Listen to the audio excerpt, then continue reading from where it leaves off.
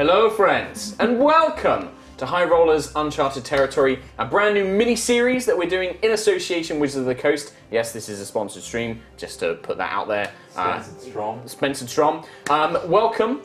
If you don't know, High Rollers Uncharted Territory is part of the Tomb of Annihilation. It's a brand new module coming out from Wizards of the Coast that you'll see a little bit later on in the year. I think around September time, I think is the release date. And as part of that, they're doing a bunch of different sponsored streams, and I'm going to quickly highlight a bunch of them. So on Mondays, you have Dragon Talk with Greg and Shelley from Wizards of the Coast talking about all things D&D. On Tuesdays, there is more D&D news followed by Dice Camera Action. This is all on the Dungeons and Dragons Twitch, I should point out. Twitch.tv/D&D. Thank you very much. Which we're live on as well. We are live on right now. So DCA, Dice Camera Action with Chris Perkins and his regular players on Tuesday. And then following that is Maze Arcana, one half of Maze Arcana with Satine Phoenix and Rudy Rudenberg. On Wednesdays, you have Misclicks, and then you also have another Maze Arcana game on Wednesdays as well. On Thursdays, you have the Girls Gluts Glory. I think I've got that right, GGG. On Thursdays, followed also by the C Team over on Hyper RPG Twitch. And then today, you have us. And then at 7 p.m. PDT, the Dragon Friends from Australia, who are a lovely bunch of folks that we got to meet. And they are very, very funny with live music, like improv comedians and stuff like that. So you can check out all those awesome streams that are all doing stuff in the Tomb of Annihilation. Back into our game, into our realm, you are all playing some new characters. Just give one sentence overview of who you're playing for any new watchers. Cat. Okay, thank you. Do you want to tell us the character name? Or? You said one word. I said one sentence. I am a cat man. Called Six Frisky Frames. Frisky Flames.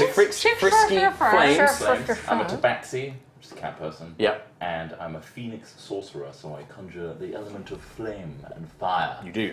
And I'm mysterious. I got a ruby for my left eye, and you love magic treasure stuff. Hunt with you, who will be introduced momentarily. Momentarily. Steve, can you turn my mic off for a second? I need to move it. It's Gone right down. It's fallen down. This t-shirt is. Yeah, there you go. Steve's so good. Katie, Okay. when you go. Yes, I am playing Fia, who is a sort of like a little bit of a street urchin. She is a rogue. She is a half elf as well. Yeah, she's pretty much just in it for the money and not much else. And what are you doing? I'm having a wardrobe malfunction, sorry. Okay. Jeez. For the viewers. Yours doesn't clip around. Yeah, anyway. see? I don't know why yours doesn't do that. So yeah, Fia is my character. Fia's your character. Kim, you're just going to have to do your best. Just balance on my And tip. you've got a mini for Fia now. I've got a mini for Fia. She's not Yeah. properly. That's awesome. She's not finished. Hidden amongst this You'll boat see of it things. when the boat I'll post a picture on Twitter Kim? or something. I am Kim, also known as Kalar. The Kalar half- Ragehorn. Ragehorn. Surname is very important. Half orc barbarian. I love fighting. I love drinking. I found my list of chat lines and wolf quotes. So drink every time one of those is deployed. Don't do that. Don't do that. You're not allowed to encourage that on Twitch. And Drink water. that's Keep hydrated. it. Yeah, keep hydrated. You are an archaeologist I'm and an you love archaeologist. ancient I love- cultures. Yeah. So as well as being, full of life, I'm just like love history. Love it. Okay. Fucking love it. Excellent. And then, Hello. returning superstar, loved missed member of the High Rollers OG crew, Mr. Matthew Toffolo. You fucking. Mr. Matthew Toffolo. Hey. Toffolo. Tell us, who are you playing? I am Sir Cromsby Rignus Stoneham III. He is a fat little dwarf who likes to drink Likes money. and just likes money. And that's all he's in this for. It's for the money. Your mic's not coming through. Oh. Yay, it's not me who's the problem. Oh, nothing but the best technical problems. Cheers, Steve. I'm Six Frisky Flames, a cat man. Thank you. Just let me give me a minute. And we are playing in the Forgotten Realms, which is one of the official Dungeons and Dragons settings, Sorry, as part of this Greg. new module. Nothing but high quality production values here in the Yogs cast. And the group are all members of something called the Waterdeep Historical Society. And through their previous adventures, their misadventures I should say, they have so far been betrayed by a man called Lascalar Flisk, a sea captain who betrayed them in an ancient tomb and stole some artifacts which would lead them to an ancient forgotten city called Omu. They returned to the city of Waterdeep, the city of splendors. In fact, actually, Troy, you made some notes. Why don't you give a recap of what his happened notes are last time? interesting. They're so cute. Tomb of Atan. Beautiful stuff, mysterious. That bastard Lascalar took it. Day 2 to 15, we wandered and wandered. Where on Toril is Waterdeep? These are the thoughts going through my head. Because you spent like 2 weeks trying to get back to wandering. Waterdeep. We enter the Waterdeep Society. Quailin, the uptight South Soothspeaker, approached us when we got back. Pompous elf with fez. Yes, that's absolutely right. A pompous elf wearing a fez. A scholar. Dougal Ninefingers also approached us at the time. Halfling. Worked with Fia. No, he's a Bit of a rival. Rival. It's going to take a long time next time. Why did I let you do the recap? I've literally got names of people here. Just names. A vortex popped out of nowhere. It did. Out popped a man holding body a of a sphere, a beautiful sphere, and he was worse for wear. He said the tomb is in Chult. Fascinating. Oh, and there was a skeleton behind him. Yes, there was a skeletal figure. And a skeleton appeared. Undead. Weird. Lord Greymane. Then we You went... just have names. Do you even know where they're connected to? Yeah, I'm going to take over from you, Trot, because I want people to understand what's going on. Okay, well, please, no, carry on. She says hate water and has drawn a little picture of a I've got a sad cat cat face. and I really water. hate water. To give you guys some context, the group returned to the Waterdeep Historical Society, where they were met by other historians and treasure hunters who kind of commiserated their recent loss against the traitorous Lascalar Flisk, and the group kind of recovered. But shortly afterwards, and during the session, a green portal opened up and a body was thrown through. And behind it, this strange skeletal figure wearing tattered robes, decaying flesh, and a crown with like 2 horns emblazoned on it, who mocked the party and the rest of the historical society, but the man was laden with treasure, this dead body, and so a fight broke out over the treasure. There was a bit of fisticuffs, a bit of stealing going on. A few things got broken, including a window that Kalar threw a man through. And you guys were basically kicked out of the society for causing some trouble. Just temporarily, but a kind of sign of you can't do that sort of thing around here. However, you were lucky enough that as you exited, a tiefling woman called Favor approached you on behalf of somebody called Lady V, who wants to hire you on an expedition to go to this place called Chult, to find this lost city of Omu, because, most importantly, there is something called a death curse running amok through Toril at the moment, which anybody who has been resurrected is slowly decaying and dying once more, but also, whilst it's in effect, nobody can be resurrected, which is causing loads of problems for these big adventuring guilds and heroes. So you have been promised a hefty sum, I believe 20,000 gold was promised, to deal with this plague, find the source, Lady V, and stop it. And you guys have been given a ship has been commissioned for you, and you attempted to try and track down Lascalar before he left, but you were sad to find out that he had already begun his journey to Chult. And Lady V will die in 20 days. 20 days. Good note-taking, Chris Trotter. And the boat is called the Brazen Pegasus. It is, and it's captained by a rock gnome named Automay. Automay. There's no rooms below deck, and I hate water. Yes, this is a sloop. So the Brazen Pegasus is a kind of long ship. It's about 60 foot long. The icon on the map is not indicative of the actual size of the ship. It's kind of relative scale. It's about 60 feet long. There are no quarters except the captain's. So you can go below decks, you can sit out on the deck and everything else, but there's not much privacy per se. We begin today's session with you guys making your journey. You leave behind the city of Waterdeep, the Great Sea Gate, which is raised and lowered by merfolk who control the waters. Lower the gate to allow numerous ships out, and you begin your journey. Now, the first question I have is, during this sea trip, you've been warned that this could take as much as a week, or potentially longer. What I would like to know is what you guys do during this journey. I want to stay far away from the water. So you kind of sit in the middle of the boat. The most center of the boat, behind a pole, so any splashes from the front or the sides, you can just like kind of pole. Okay. I'm living in constant fear. You basically are just constantly. I've got my claws dug into the deck, and I'm like, Very edgy. The crew find you incredibly amusing, and they are constantly teasing you. Where's my blanket? They do things like they'll be carrying buckets of water and pretend to trip and like almost splash you. Or I hate humans. they find it Especially hilarious. water-based humans. Yeah. hate- The Yeah. captain especially loves, like, she actually makes the men do this. She's actually kind of ordering them to tease you as often as possible, just because she finds you incredibly amusing.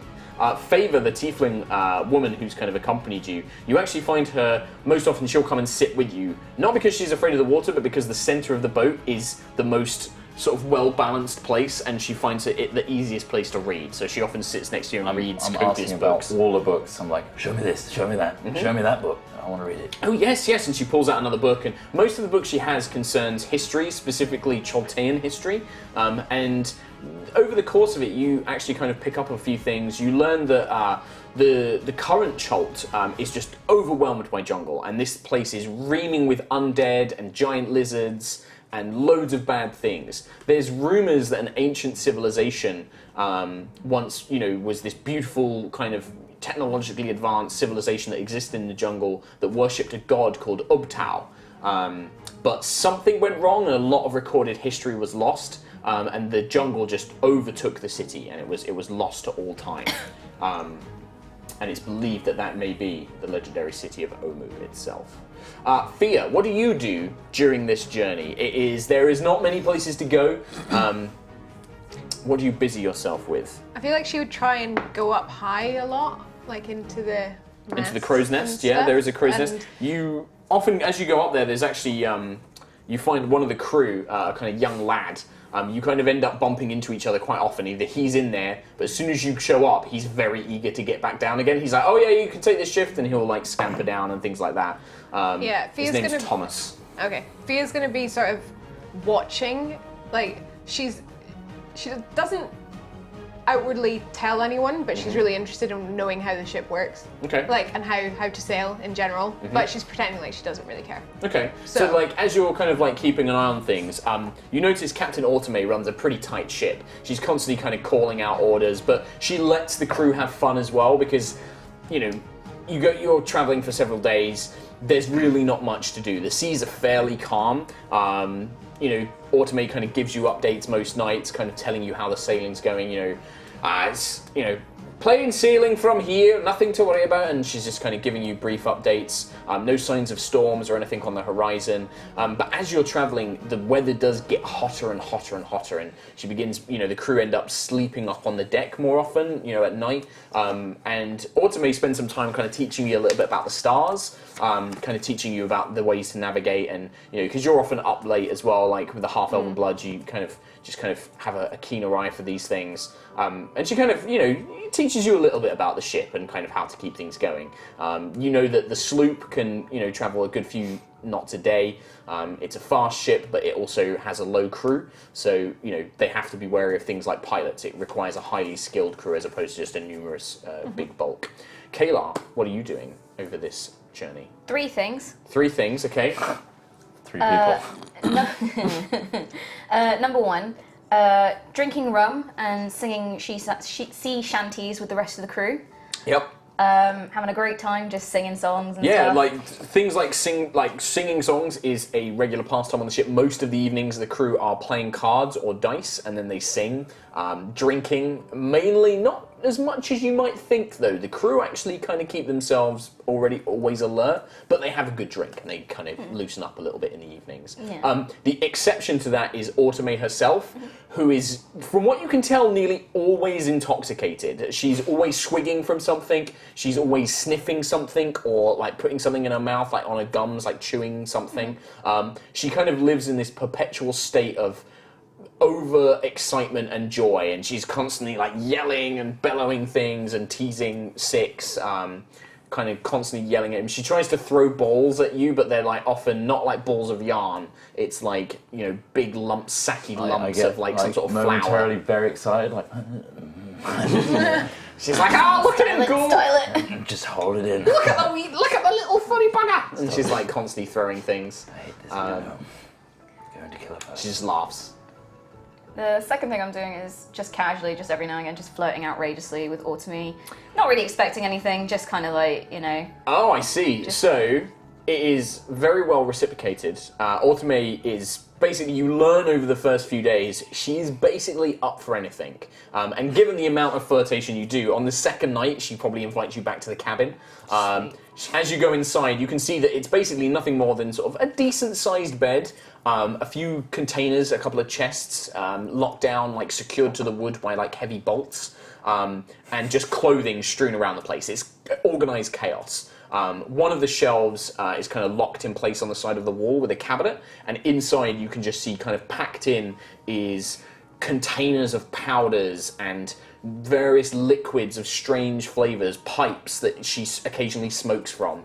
She offers them to you quite freely. She's just like, you should have some of this, and she's like offering it to you. It smells incredibly potent, whatever it is. Yeah, I'm not an imbiber. I'm a drinker, but I'm not an imbiber.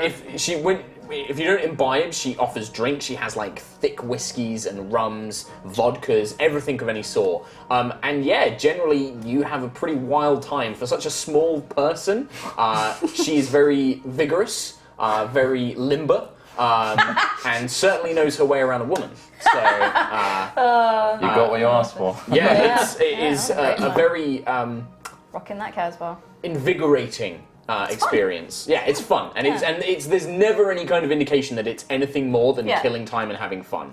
And she kind of, as you're walking around the deck, she'll like, because she's so small, she like high fives your ass and things like that. She'll look at your like batleth and be like, "Oh, are you excited to see me?" and things like that. And she like just delivers like these ridiculous lines. Yeah. What was the third The thing? last thing is anytime that I'm not messing around, I'm kind of just hanging out with Six and Favor and just reading these books because I love history, so I'm just going to be devouring these books as well. Yeah, so you kind of pick up the same thing about this kind of this god Ubtao, and from what you can tell from these old historical journals, Ubtao was a pretty benevolent god, but there was something it's kind of fragmented, but the books mention that the people of Chult turned away from Ubtao and worshipped the tricksters, and when they did so, calamity befell them.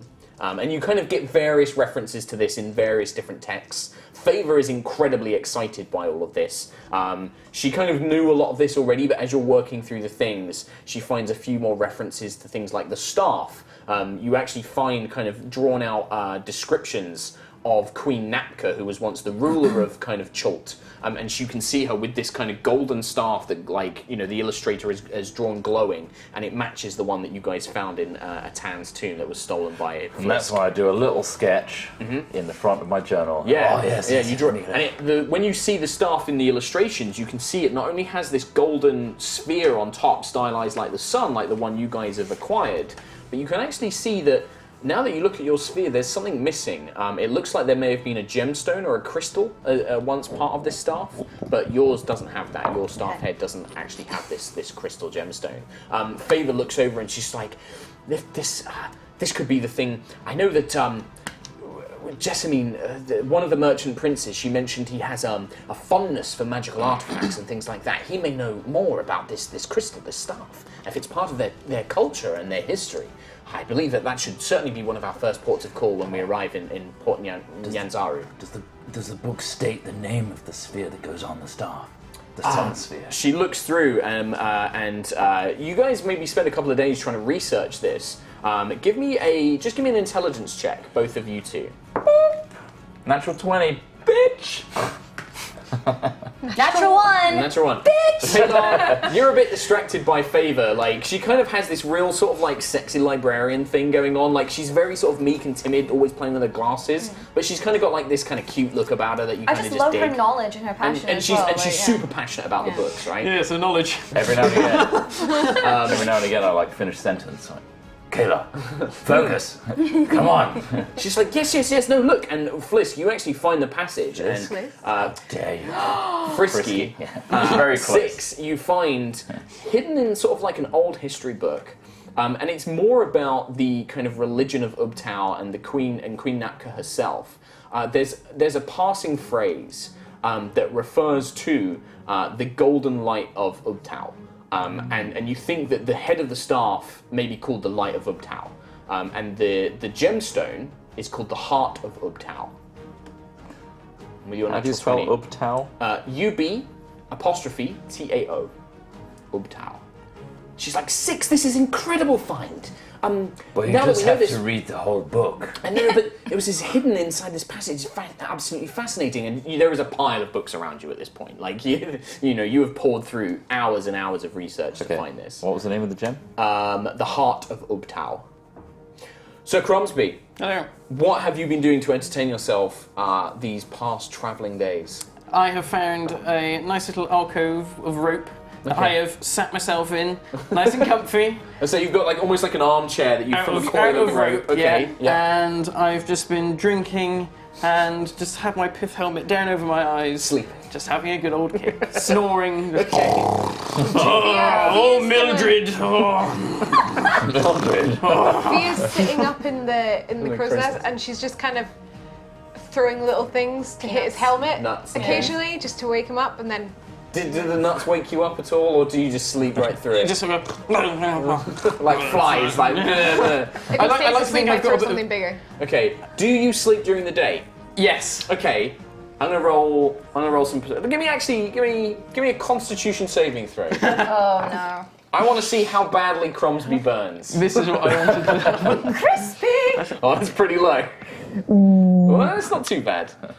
Ooh, that's an 11. So you have the pith helmet down like this, right? Yeah. So after about the 7th day, you all notice that Cromsby has this definite kind of like redness and then just pale like eyes above here. Like all of his arms are really, and it's sore. Like it's like painfully sort of like bad sunburn. Autumn thoroughly enjoys this. She's just like, no, I thought you were a man of the outside the wilderness, and she's like constantly prodding it and things like that. Oh, you little cow, go on. Oh, you know what? I've got Cromsby. I've got something that can help you with that back in the old cabin, if you'd like. Oh, really? Yes. Would you be applying this to my person Oh, personally? I'm sorry, mate, but I can. I'm sorry, Kayla. I'm gonna give this night to Cromsby. Come on, boy, come on. Oh, lovely. And you take, and as she leads you inside, you see this kind of same array, and she kind of like saunters her hips and things like that, and she goes over to her cabinet, and she's just like, well, I've got something for your skin, and then something for to ease the pain, if you wouldn't mind. Oh, that sounds like the ticket, my dear. Oh, and she pulls out this kind of like fine powder, and she begins rolling kind of these long sheafs of paper, and then she pulls out an ointment, and she's just like, oh, but I can't be getting it all over my uniform, can I? And then she strips off and things like that, and she comes in, she's like, oh, we can't have it on this lovely cloth, and she starts pulling the shirt off you. She like literally like is slapping your pork belly and things like that. She thinks it's incredible, and she's like, right, and then she puts this thing in your mouth, and she's like, smoke that, and we'll see how things go. Okay. And then, do you want to, and you're going to imbibe? yeah. Okay, so Constitution saving throw? This is like a stag party boat or something. Yeah. Oh, that's pretty good. 17. So you kind of take a heavy toke on this, whatever drug happens to be, and it's quite pleasing. You actually, everything kind of gets a bit lighter, and you start feeling a bit younger and a bit more vigorous, and you just kind of have this boost of energy. But you do start to see, whenever you're not looking at something directly, you kind of almost see like butterflies and weird things like forming in the edge of your vision, and it's a little bit psychedelic. But she kind of smothers you in this kind of cream. Things get quite vigorous in the evening. She tires you out. You're quite a vigorous man, but she works you hard. He's a lazy lover. Yeah. I just sit there. You do all the work. No, and she's fine with that. She's just like, oh, typical dwarf, and then she just kind of goes to town, basically. I'm done. Bouncing on the old hammer, you know. Oh my god! Welcome just like- to the stream where Mark just Gets his more and more NPC awkward. just hits on everyone. Yeah. Well, It's you know, awesome. I don't want to do this, but this is the character. We're all tops. Well, I'm two of not. you are, yeah. But yeah, she says, that's not the first time I've heard that line, and then she just goes to town. But you have a thorough evening. The ointment does help. But the next day, you just kind of find yourself feeling really nice, and you just kind of want to be a bit nicer to people. Like, you're just like, oh, you know, I'm feeling good. Like, these curmudgeons. Like, you're just, you know, to be young again and things like that. You kind of got like a nice nostalgia buzz going on. Is he really smiley and stuff? I'd say so. Like, after yeah. the drug, you're Just feeling got a good. little strong. It's feeling good. If you walk past me and you smile, I'm just gonna throw a nut right at your face. Oh, what's that for, me little chickadee? Never call me that again. Oh, all right. I just kind of give you like a bro fist, like, fist bump, like, yeah. She knows what it's all about. I'm retching. I'm trying to hoik up a fur ball. I go over to Disgusting. 6 and give her a little scritch. Oh, don't touch me there. Well, behind the ears. Yeah. How? dread to think. What's like the best spot for 6 on the old? There's quite a few spots. Not behind the the belly. Not the belly. Anywhere else but. Really. Okay, so like, Ears are it good. is quite nice. Like you get the old. You know. Stop it. Stop it. Stop it. Oh, you like it really? Stop it. Oh, and Favour's just like, oh, that's so cute. Oh, and she like scritches your ears and things like that Let's as well. read books. Favor. Sorry. And she gets her books out. She like begins memorizing them, and she actually, you notice that occasionally she uses spells to like put the books away and things like that. Little mage hands now and You then. must teach me this. Oh, it's just a little spell. Have you not mastered? I've heard that you're a spellcaster yourself. Oh, I Fire. see. More one of those kind of spellcasters. I can show you a few things if you prefer. I'm more of a book. And she pulls out like an ornate-looking spell book, and she's like, I learn spells. I tell you what. I put my paw over her face. I'll just read this. No. And she kind of like gets her hands on it, and she's like tugging it back. She's like, no, please. This is Knowledge is to be shared. No, but this is my spell book. This is very, very precious. I can't lose It this. can be ours. You can read it with me. Fine. She's like, she My opens the tail is book. going to try and take the book. Oh, okay, yeah. So give me a sleight of hand check with disadvantage because your tail isn't, It's not very good. It's not. It's not a hand. 10 plus shit all probably. Well, yeah. -1. Yeah. Fine. She manages to just be, and she's like bats your tail away, and she actually kind of conjures a mage hand that tries to like grab it and like just Oh, put you it must down. teach me this too. I will. Just don't touch my book. Don't touch my spell book, please. Very well. Please, 6, please. Thank you. well. Sorry, I'm just very precious about it. It was a gift. So, yes. Okay. All right. Fine. The temperature. You are on this boat for what seems like 7 or 8 days. You know it would be a long trip from what you were told. On the 8th day, the temperature has risen to the point where going below decks is like entering a sauna. It's baking hot. The humidity is beginning to get to you. It's just draining heat, and you're kind of trying to cool down. The sea breeze is there, but the ship isn't traveling that fast. The wind isn't that strong. And then you hear Thomas, who you're currently scrambling. Fia's currently scrambling her way up to the crow's nest, and Thomas kind of looks over at you and he's like, Fia, can you see that? And he points off in the distance. Give me a perception check.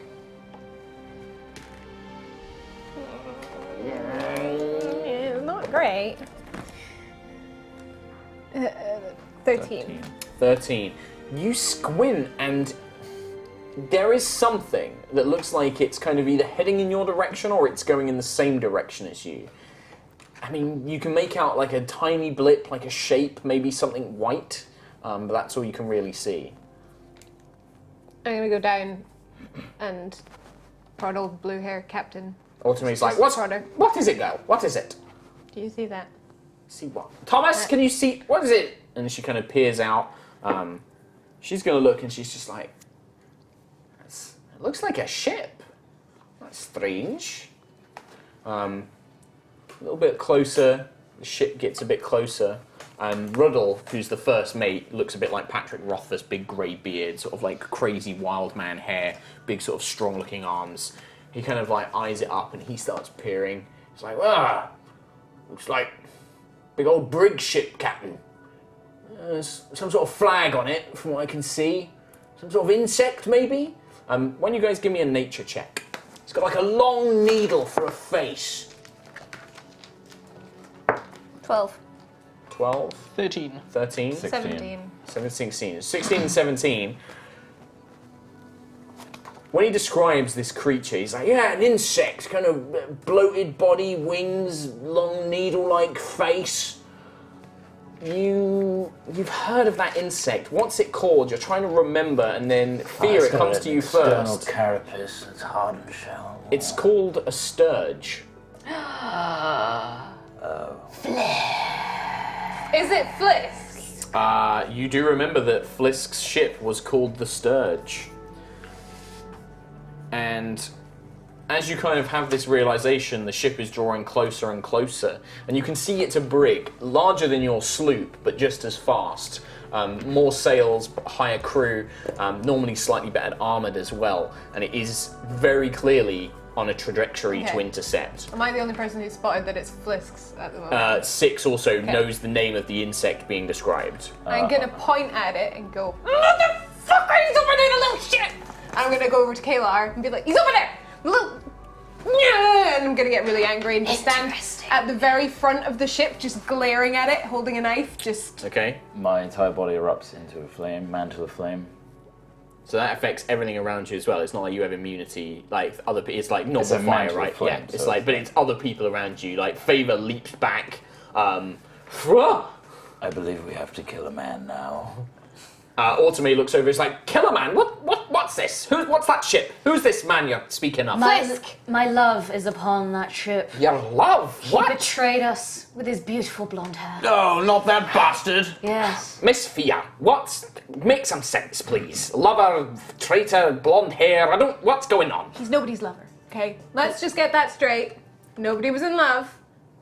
Nobody was in love. You don't know what lurks Nobody in my was in heart. love? The heart of a warrior. Oh, you love everybody. Okay, love you. so... I'm gonna choose to ignore that. Miss Kayla, be quiet for a second. He has a rod. He stole the staff from us. Right. He stole the treasure. We went to get it. He stole it. From the tomb of Tan. So he's He a thief. betrayed us. He's Yes. a thief. He betrayed us, and we Bastard need it back. pirate. He then. has the staff of Tan. I don't care about that, but if he's stolen from you, it's likely he's pirate scum, and that means he's probably gonna try and kill us or run us down. And he broke my heart. Well, we can't be having that, can we? So, she points to her crew. All of you, get your crossbows, man. Let's get those sails up. Let's try and outrun the bastard if we can. I Don't suppose. damage the ship too much. I kind of want that. Well, we'll try, but if anything, I'm going to try and avoid it as best I can. That ship's bigger than us, and if it collides with us, it'll smash us to pieces. Now, I suppose all of you are capable fighters, if not, well, perhaps not Cromsby. Cromsby, what do you do? Well, I order people around, Well, mainly. that's good enough. You can stand up here with me, and we'll try and direct as best we can. Oh, good. I like barking orders. Yes, good. And I like a woman who likes to bark orders, you know what I mean? I do. I had to tell you what to do last night. But anyhow, and you can see the rest of the crew begin sort of like picking up crossbows, loading them up, and things like that. Steve's just giving us updates now. Someone's been busy with arts and crafts. Bigger boat.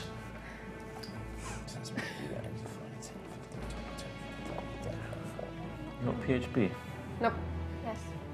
I may one borrow. I'm gonna have to make these squares 10 feet. 10, 20, 30, 40, 50, 60. You may use this amazing mug. That doesn't have spells in it, does it? Available on store.yogscast.com. Oh, nice.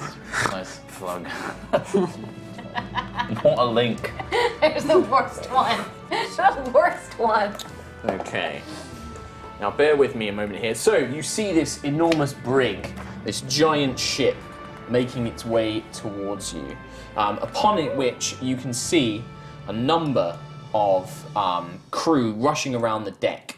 Are these from your Blood Bowl? These are from Guild Ball, yes. But Very I'm using nice them mini because they are mugs, well eh? painted and they actually look quite apt. They've got grass on them though. That's like breaking my immersion. What? You don't get Oh, grass I'm on sorry. Moss growing on the ship. Yeah, they don't clean their deck. Yeah.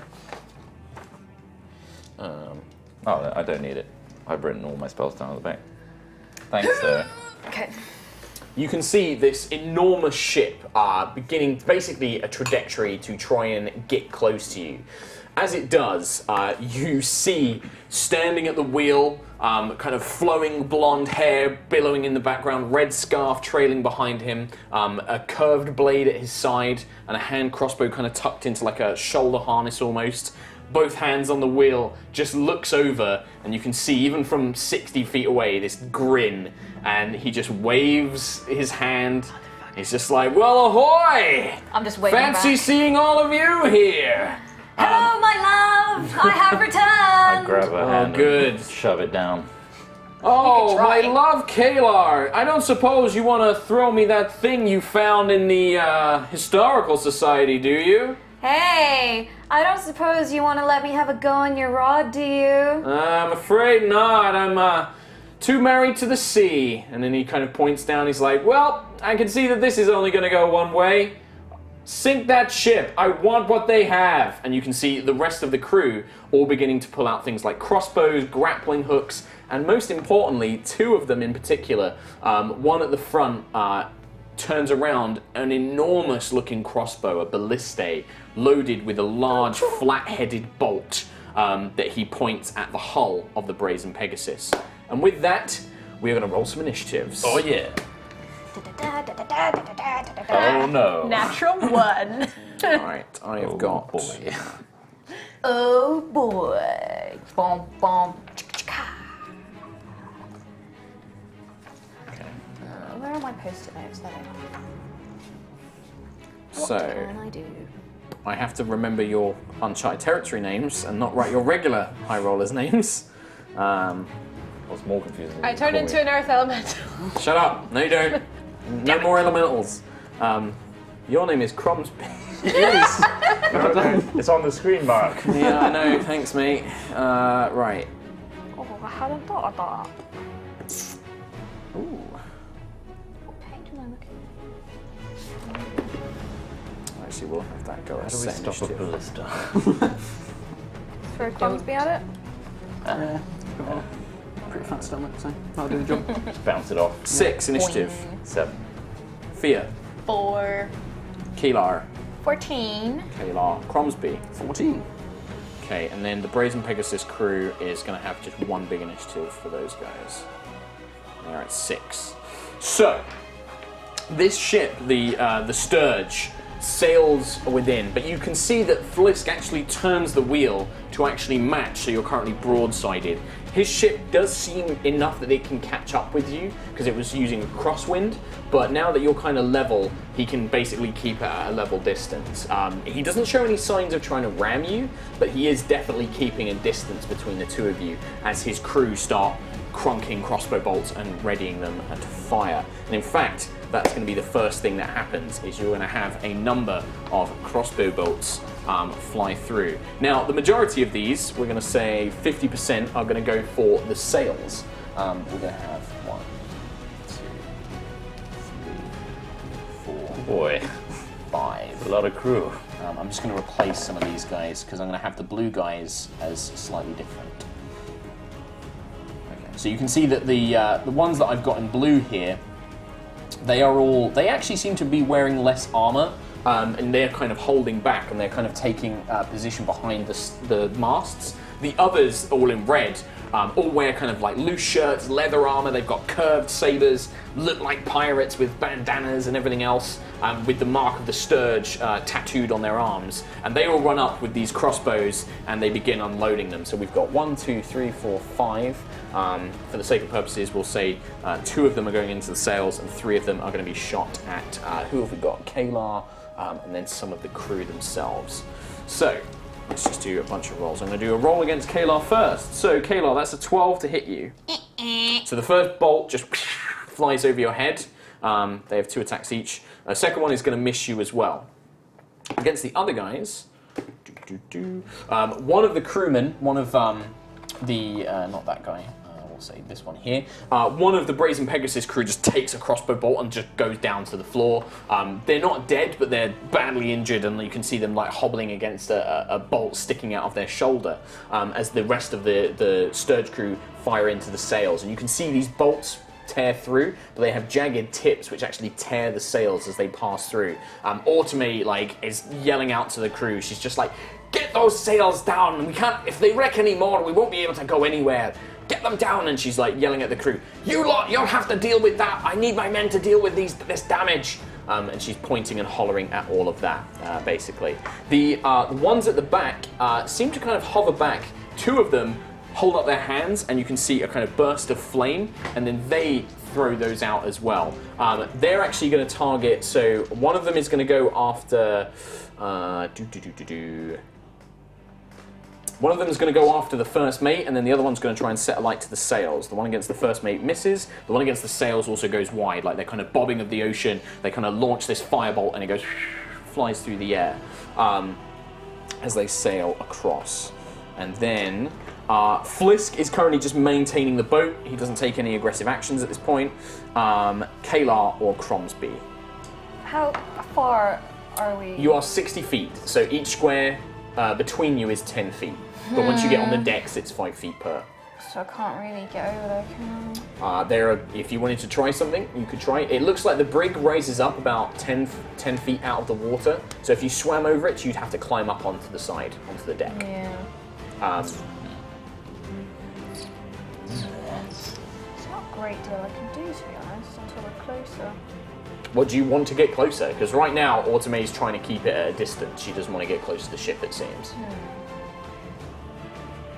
So what would you like to do? I kind of want to get over there and pull up, but I might die. That is always a risk in Dungeons and Dragons, I'm afraid. I mean, it seems like a very Kim thing to do to die in the second episode. You're the tank. Well, you got to think of what Kalar is as well. You got to think about what would Kalar do. She'd want to get to Flisk. Okay, then go after Flisk. I just can't see the best way of doing it, like a way of swinging over, maybe, or. At this distance, like, there's nothing to hook onto. Like, the mast of the ship probably come out like 10, 15 feet on the other side. But you'd either need something to try and hook onto it, like you'd need to try and like throw a grapple or something like that. But you need something at least 30 feet long to try and do that. I have manacles. Those aren't going to help you. I have a 50-foot hemp rope. Okay. Do you have anything like the rope on its own? You'd have to try and lasso it, like with a knot or something like that, which would be quite hard. If you have a grapple, you could probably try I don't that. have a grapple. Okay, what are you doing then? I don't know. So, do you want to delay your turn? I will. Yeah, I'll have to.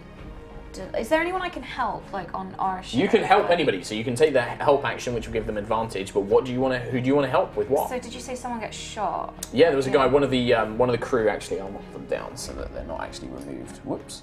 One of the crew took a crossbow bolt in the arm and is like ducked underneath what they can for cover.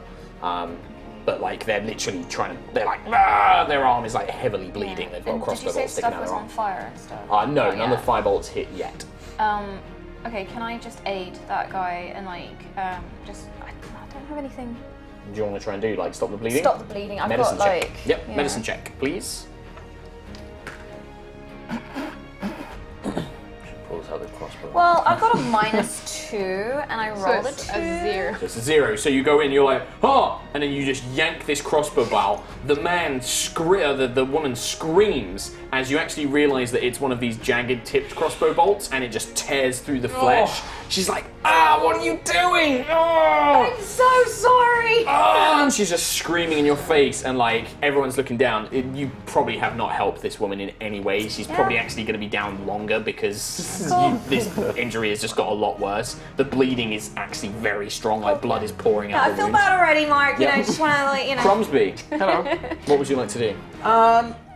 Did you say that the big bolts that they're firing at us, you say they've got metal tips? So the ones that the Like guys are the firing, ballista ones. the ballista one has like a big sort of heavy kind of studded metal. So it looks like it's wood, but then it's kind of got like a metal shell encased and then bolted around it to make it impact harder. If I was to cast heat metal on that, could I get it hot enough to maybe set the fire things? to it? Yeah, you could try. Yeah, can I do that? Okay, so you conjure heat metal, that's one of your spell slots. Yeah.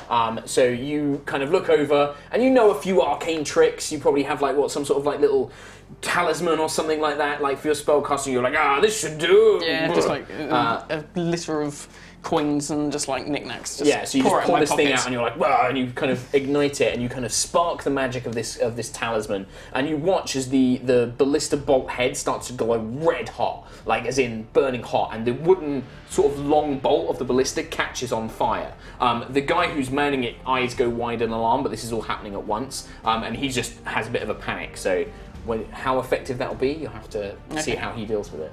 So that's your action. Would you like to move anywhere? You're currently down on the front of the ship. Would you want to move up next to the captain? Yeah, I'll go up with Automate. Like you kind of push everybody out of the way, and you kind of make your way up to the front of the ship, the back of the ship, I should say. Right. You see Flisk yelling at this hulking brute of a man who has these two big sort of like meat cleavers in his hands. He like tucks them into his belt, and like he looks around, and Flisk basically throws him a rope and a grappling hook. This big guy, he makes his way, pushing all the others out the way as he steps up to the side of the boat, puts one enormous booted foot on the side, gets this rope and begins. He throws it, and it catches onto the edge of the Sturge's mask. He gives it a few tugs, and then he attempts to swing across. He swings, he gets to about here, but mistimes the let go and jump, smacks straight into the side of the sloop, but has like hands up on the side. But yeah, it takes like a whopping, boat to the face effectively. Take a boat to the face. Boat to the face. Motherfucker. It's not too bad. You basically hear like a loud thud and a grunt, and then you just see these massive hands pulling himself up onto the edge of the thing. And yeah, that's pretty much what he does on his turn. Let's see here. He's gone. That is actually going to be the Brazen Pegasus crew. So most of the crew set to work. This one we're going to have to make some checks for. Most of them are set to work at pulling down. They start like doing things like getting the sails to collapse in and things like that because they don't want the sails to take too much more damage. One of them will try and shoot a crossbow bolt over, trying to take out the Ballista crew member. It hits 5 points. So the man kind of on the ballista takes a crossbow bolt, like it cuts through most of his shirt and armor, and he's like looking around in a bit of a panic, unsure of what to do. And in fact, actually on his turn, I'm going to give him a wisdom saving throw to see how much of his wits he keeps about him with this glowing ballista. He's actually kind of has the kind of presence of mind. He like looks at the wound, but then he sees this thing burning and on fire, and he can see it kind of the fire getting closer and closer to the arms of the crossbow and the rope, and he just fires it into the ship instead. He fires it at the Brazen Pegasus instead, trying to get it onto the deck itself. However, it looks like the wound he took and the sort of panic, he fires it and it actually just plops into the sea. He kind of curses, and you can see him then like lumbering over and trying to pull out another one of these big heavy bolts and trying to load it back onto the ballista instead. But yeah, it looks like it just into the side of the ship instead. And then that is going to be 6. Okay. I go to the edge as much as possible, like so you looking move, into the down water. here. I see my reflection. Yeah, like stares up at you, these choppy, rolling waves. But I gain my focus with my mantle of flame. Okay. And I send out Scorching Ray, which is 3 beams of fire at 3 different targets. One's going to be the ballista operator. Okay, and what's the range on these rays? They are, I think it's 120 feet. That's more than enough. 120 feet. Perfect. So I'm going to target 3. Okay, one on the ballista. One on the ballista, one Flisk. One Flisk directly. And the other one, whoever's closest to those people. Okay, so yeah, probably like one of these guys at the front here. Okay, so you make ranged spell attack rolls. Yep. So first one, ballista. Each. Yep. Okay, so it's 2d6 fire damage per one. Well, that's an actual one. So the motion of the boat and the water, you're like, and you almost cut off a hairball. Focus. That's better. 18 plus 6. Flisk. Yeah, he just takes 24. the 2d6. 2d6, but I've got Mantle of Flame, so add my charisma bonus to that. 4, 5, 8 points of damage. So you hear Flisk like narrowly duck out the way as this like it singes past his hair. He's like, you damn cat, you almost burned my hair off! Got his hair! Burn, thief. And I'm going for the other one, obviously. Okay. These all go out at once, so that's 5 plus 6, 11. 11 against the crew. No, this crew manages to just duck underneath as the burning ray flies overhead and just sails across the ship. The one that did hit Flisk, you do catch some of the wood on fire, and he's like putting himself out, and then he's like, one of you, get up here, grab one of the pails, deal with these fires. 6, buddy, I thought we were friends! Put up a cat middle finger, and I'm going to actually twin that spell, if possible. Or You have to do that. You have to do it when you cast Never it. mind You have to then. spend the sorcery point to do it. Never mind. Also, I think with twin spell, it has to be at a single target, and then you spend it to another caster, another target. Okay. You can't use twin spell on multi-target things. Okay. I don't think. We'll check that. We'll read that. We'll read that in post. Okay. My book. Fear. Would this guy be considered my ally within 5 feet of this guy? So what I will say is, Yeah, because like he is not focusing on fighting him, no. He's currently like busying himself with So ropes nobody's and things close like that. enough to him. Nobody's distracting him to give you the sneak attack. Damn it! But I would say he's hanging off the edge. If you attack him, I will make him do a skill check. If he passes, it's a normal attack. If he fails, you have advantage, and then you would get sneak attack. Because you are basically stabbing him and he's trying to swing out the way and I stuff want like that. to use my rapier and just try. Yeah. So you pull out the just rapier and you're just trying to jab down onto him. Okay, I'm going to give him an acrobatics check, which he's not the best at. No, he's like trying to like move out the way, but he's so open to you get the sneak attack in. So you have advantage, and if you hit, you'll do sneak attack damage. 25. 25's easily going to hit this guy. So I get sneak attack as well. New damage things. So 3, 6, and then I can't remember what 3d6 for your sneak attack. 3d6. So 12, 13, 14, 15, 16, 17 damage. 17. So you stab down and you catch him like along the neck, causing this vicious scar, like it starts bleeding profusely. But the man just looks at it and then his face just starts foaming up and you can start seeing like all this kind of like foamy blood in his mouth. He's just like, and he starts climbing up, trying to like reach up and he's gonna try and grab you. I'm gonna... This is on his turn. I'm gonna disengage. Okay. Anyway. Yeah. So you And- spend bonus action and then leap back away from the side. Can I help the crew as my... Well, just... No. No, I'd say No. because you've like leapt in, stabbed him, and then you're disengaging Okay. away, you're focused on trying to stay defensive from him. I'm just gonna disengage and try and maybe get some cover around Okay. as much as I Yeah. can. You can definitely take cover from the crossbow bolts and things like that. Yeah. Okay. Yeah. Okay, perfect. So at this point, this all goes on. One of the crew rushes up and starts putting out the fires on the boat. These guys step forward. One of these more mages is going to step forward. Flisk points over at you, and he's like, "You three." He points to the ones in blue. He's like, "Get him down. He's a big risk." And they all point at 6. He mentions to the crossbowman, he's just like, "Would you please kill, I don't know, her? She's dangerous." And he points over at I'm Thingy. just gonna middle fingers. So, against you, you are going to get 1, 2, 3, 4, 5, 6 crossbow attacks. 6 attacks. Holy moly. He still loves me though. So the first one is only a 9 to hit. Second one is a 10 to hit. These guys aren't particularly good on a boat. Need 9. 15. Yeah. That one's going to hit. That was that one. Okay, so out of those, only 2 actually hit you, but you're still going to say... Uncanny dodge. So you're going to uncanny dodge one of them. First or second? Because it affects the damage I just rolled. Oh, I don't Pick. know. Second. Second? Okay.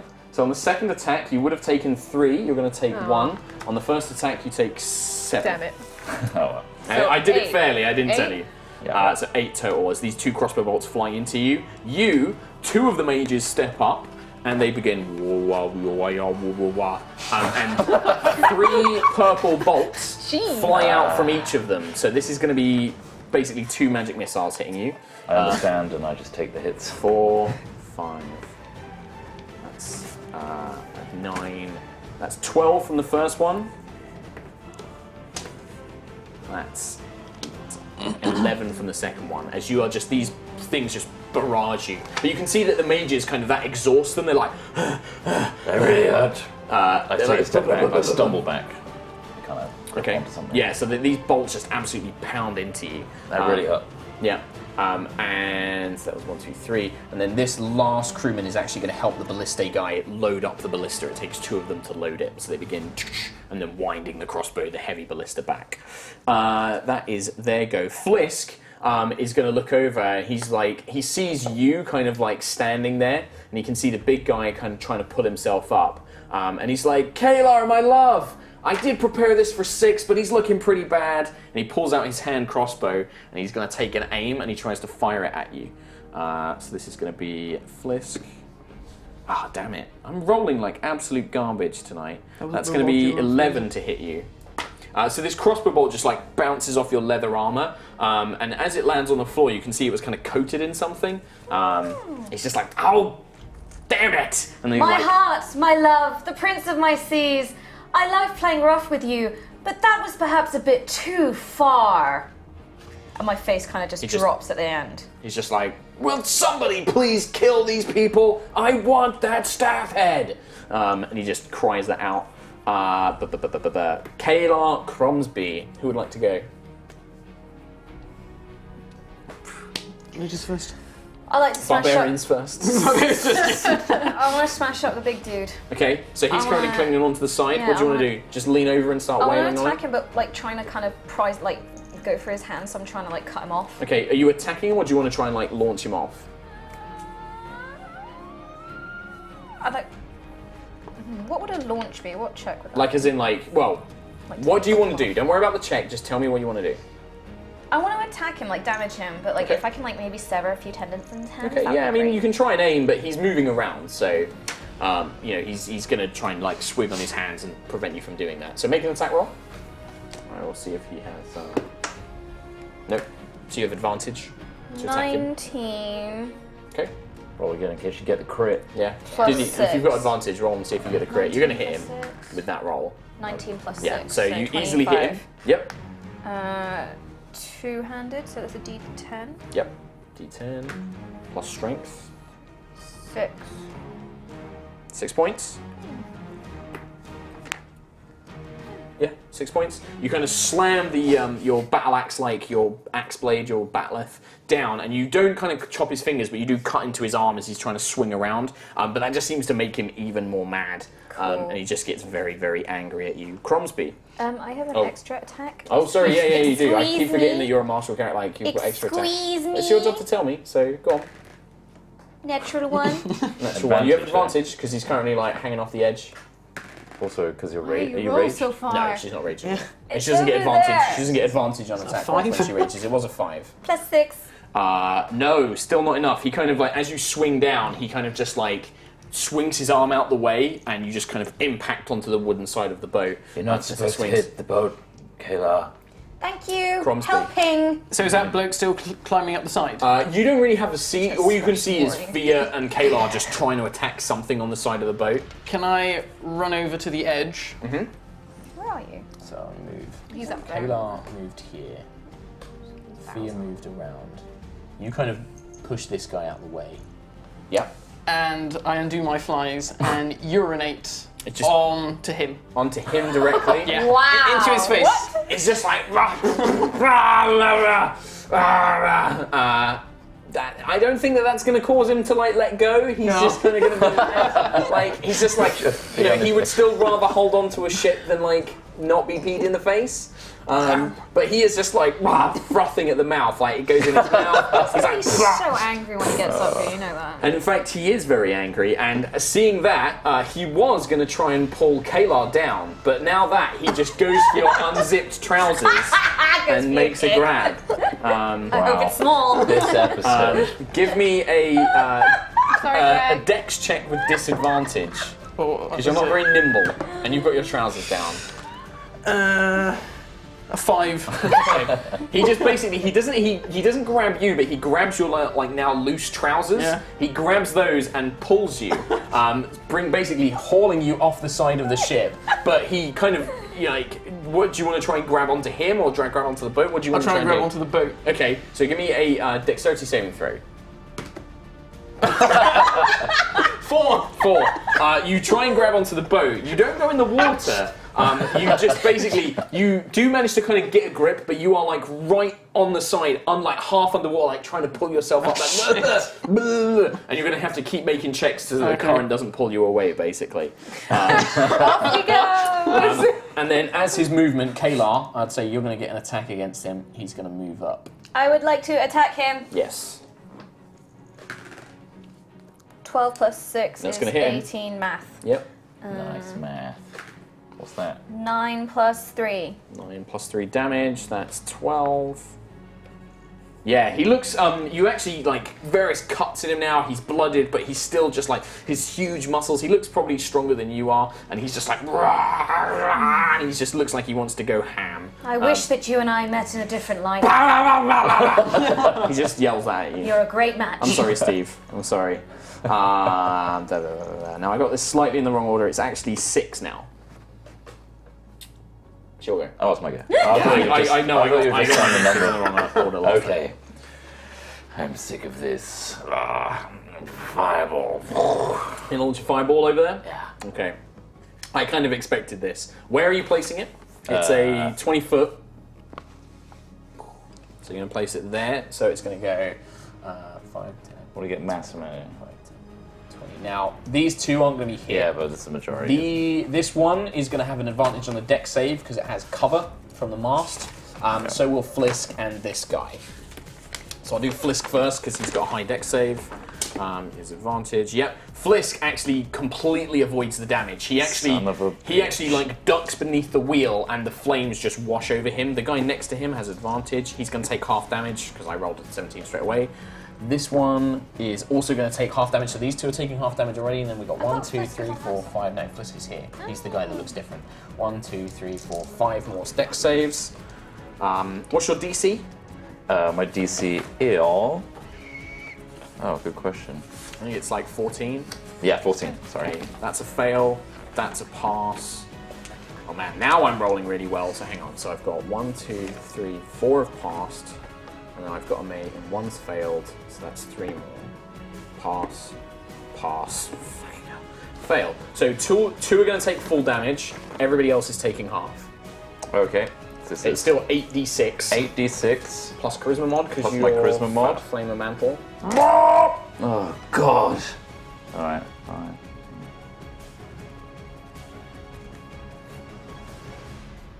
32. 32. So, I can tell you 16 now. for all the halfies. 16 for the halfies. Okay. So, 1, Nice. 2. The two that took the full brunt of it are vaporized. Their bodies are set on fire. They fall off the ship. Ah, Wilhelm scream style.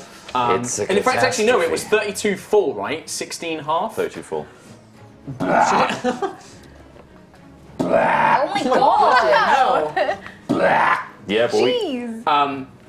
At this, like, the explosion detonates on the deck of the ship, launching most of the men who are holding crossbows and these mages out into the waters. They just literally leap off the sides of the ship. Fliss kind of like, the ship is now on fire. Do you just want to put your fire tokens all around here, basically? It's Just all over there. yeah, it's like, the ship is just burning, and Flisk just like looks over and he's like, to the 9 hells with you bastards! And then he begins spinning the ship to try and basically pull away. But he basically barks one order. He's just like, Bartholomew, kill as many of them as you can. Make sure they can't follow us. You two, put a hole in that boat. And then he begins tilting the ship away. So that was 6's go. After 6, it is the Brazen Pegasus crew. These guys, sensing that it's turning in their favor, they are basically going to try and get this crazy guy off their ship to stop him. Only a few of them can get around him, though. We've got 1, 2, 3.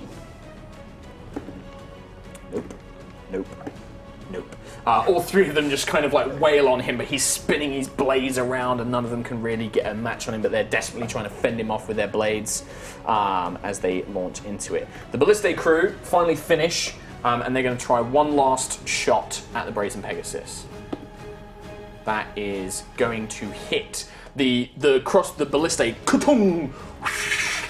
And this huge bolt just smashes into the lower deck of the ship, and you hear wood splinter, and you hear Automate just go like, damn and blast! Somebody get downstairs and start plugging that hole before we sink! And a couple of the crew rush off to do that. But because you've got so many of the crew left, you get the sense that they're confident they can do that. It doesn't have a rope attached. It doesn't have a rope attached, no. It's just like, it's to puncture holes in your ship. But it does start, you feel the drag of the ship now that the sails have been taken in and now that you're taking water, the Brazen Pegasus begins to slow down as this ship kind of does this. And then as they're sort of starting to pull away and the ballista's fired, Flisk is just like, you two, put this fire out! And he's like directing them and you can see that they're pulling out like sand and things like that. But it's not looking good for the Sturge. Fia, you'll go. Can I hit this guy? So you're going to just like sneak up behind him? Rapier. Okay, yeah. They're attacking now, right? So Yes, yeah, you straight away you get sneak attack if you hit him. Yeah. 19. That's a hit. D6 to that. So 8, 9, 10 plus 3d6. Oh, really? Oh. Yeah, she's a high level rogue. She's not shitty cam level 1 rogue.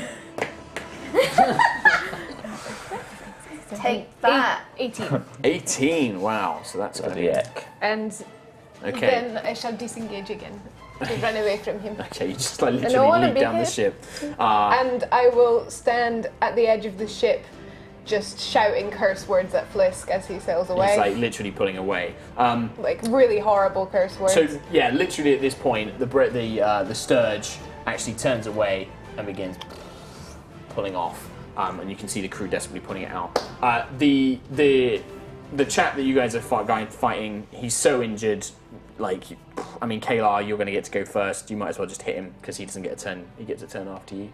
What if So- I want to dive into the sea and go for If you it? want to go, yeah, by all means. Well, technically, Cromsby is still down there, so we need to stay in initiative actually. So that's the soldiers are putting out some of the fire. Forgot about you. Um, I'm drowning. Flisk is directing the ship. With no trousers. Flisk will take a parting shot. He'll load his crossbow and he'll shoot at 6. Bring it. That is a 9. We didn't bring it. It's just like he's like leaning behind him like gangster style, shooting sideways. Like the bolt just falls out. He's like just curses madly. Ego got the better of you. Yeah, it did. Kayla. So this guy's looking super injured. He looks really injured, but he is like raging. He's like, "Rah, rah." He looks like he could do some damage if he decides to attack. Natural 1. Second attack. This dice is getting It fucking does not like you. thrown away. That can go in the fuck off pile as well. 16. 16 plus your bonus. Yeah, you're gonna hit him. Yep, you're gonna hit him. That one can See if you can stay. finish him off. 6 plus 3, 9.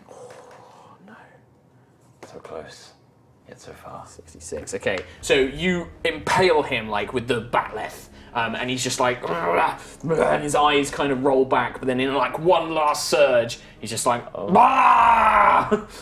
he's going to attack 1 on Kalar and 1 on 6. He's got these 2 big meat cleavers. So Kalar, He's going to take that's 5 going to be damage. a 9. He's going to die anyway. Like 9 to die by hit you. 5. Sorry. 6. That is a 18. No, Yeah. Yeah. That's going to be 8 points of damage. But as he leeches, he kind of like he hits Kalar, you down? and then he turns on 6, and he's just like, "Lah!" He impales a meat cleaver in your chest, but then the flames just trace up like his arm, and then he just collapses to the ground I smell fire. unconsciousness. as he dies to your mantle as you burn. So Cromsby, I need you to give me a strength saving throw, friend. You know, Oh, that's pretty good. And you're pretty strong. I am pretty actually. strong, I think. Well, you're not strong. Well, I'm alright. stronger than It was only 17. 17. That's enough. You're like, bah, bah, and you start pulling yourself up. Let's say, what would you say the percentile chance of your trousers being washed away is? 50%? It's probably quite high if they're around my little ankles. I'd say 50%. Cankles. Fair. So 0 to 50. 80. The trousers are full of water, like your pockets are like just Is drenched. it like seaweed? Oh, it's like seaweed everywhere. Well, I but you're hope kind it's of seaweed. Cromsby pulls himself up on the ship. You get a rope, and you pull yourself over. The burned body, just falls into the water behind you. You like kick it off a little bit, like get out! That'll teach you. You this head, and this thing, blah blah blah blah blah blah blah, flies back. So 6 is technically down. Whose go would it be next? 6. Give me a death saving throw. That's a fail. That's a fail. So after you, it is the Brazen Pegasus crew. Autome will basically have Ruddle take the ship, and she's going to try and medicine you, stabilize you. She succeeds. So Autome rushes up, and she's just like, "Oh, bloody silly cat! What are you doing facing a barbarian like that?" And she pulls out some sort of weird herb and starts stuffing it in the cleave wound, and then bandaging it up with sort of like torn parts of the sail that have fallen down. And she just bandages it up. You're stabilized. You're at 0. Ah, I no you longer horny make wench. You're not alive. You're not conscious. You are. Dream that. And yeah, we're out of initiative as the ship has to slow down enough. The sailors below deck desperately fixing the hull, plugging it up. You can hear hammering and sort of the plunging of things. A lot of your supplies have been soaked as well as the water that entered, but not enough to like really hamper your expedition. And the sails need to be repaired. But yeah, sadly the sturge sails off into the distance. Now, after it does get repaired, Automate kind of looks at you and she's like, well, that was a bit exciting. Now, we can probably chase after that bastard if you'd like. Yes. But it looks like he's sailing away from the port. Sailing away from the port. Ports, she kind of indicates a direction. He's at least heading sideways. And the currents, it'll take him a day or two to fight his way back. Where's he going? Do you know anything else? They're trying to sail around one of the coasts of Chult. She does indicate... Oh, it's down there on the other side.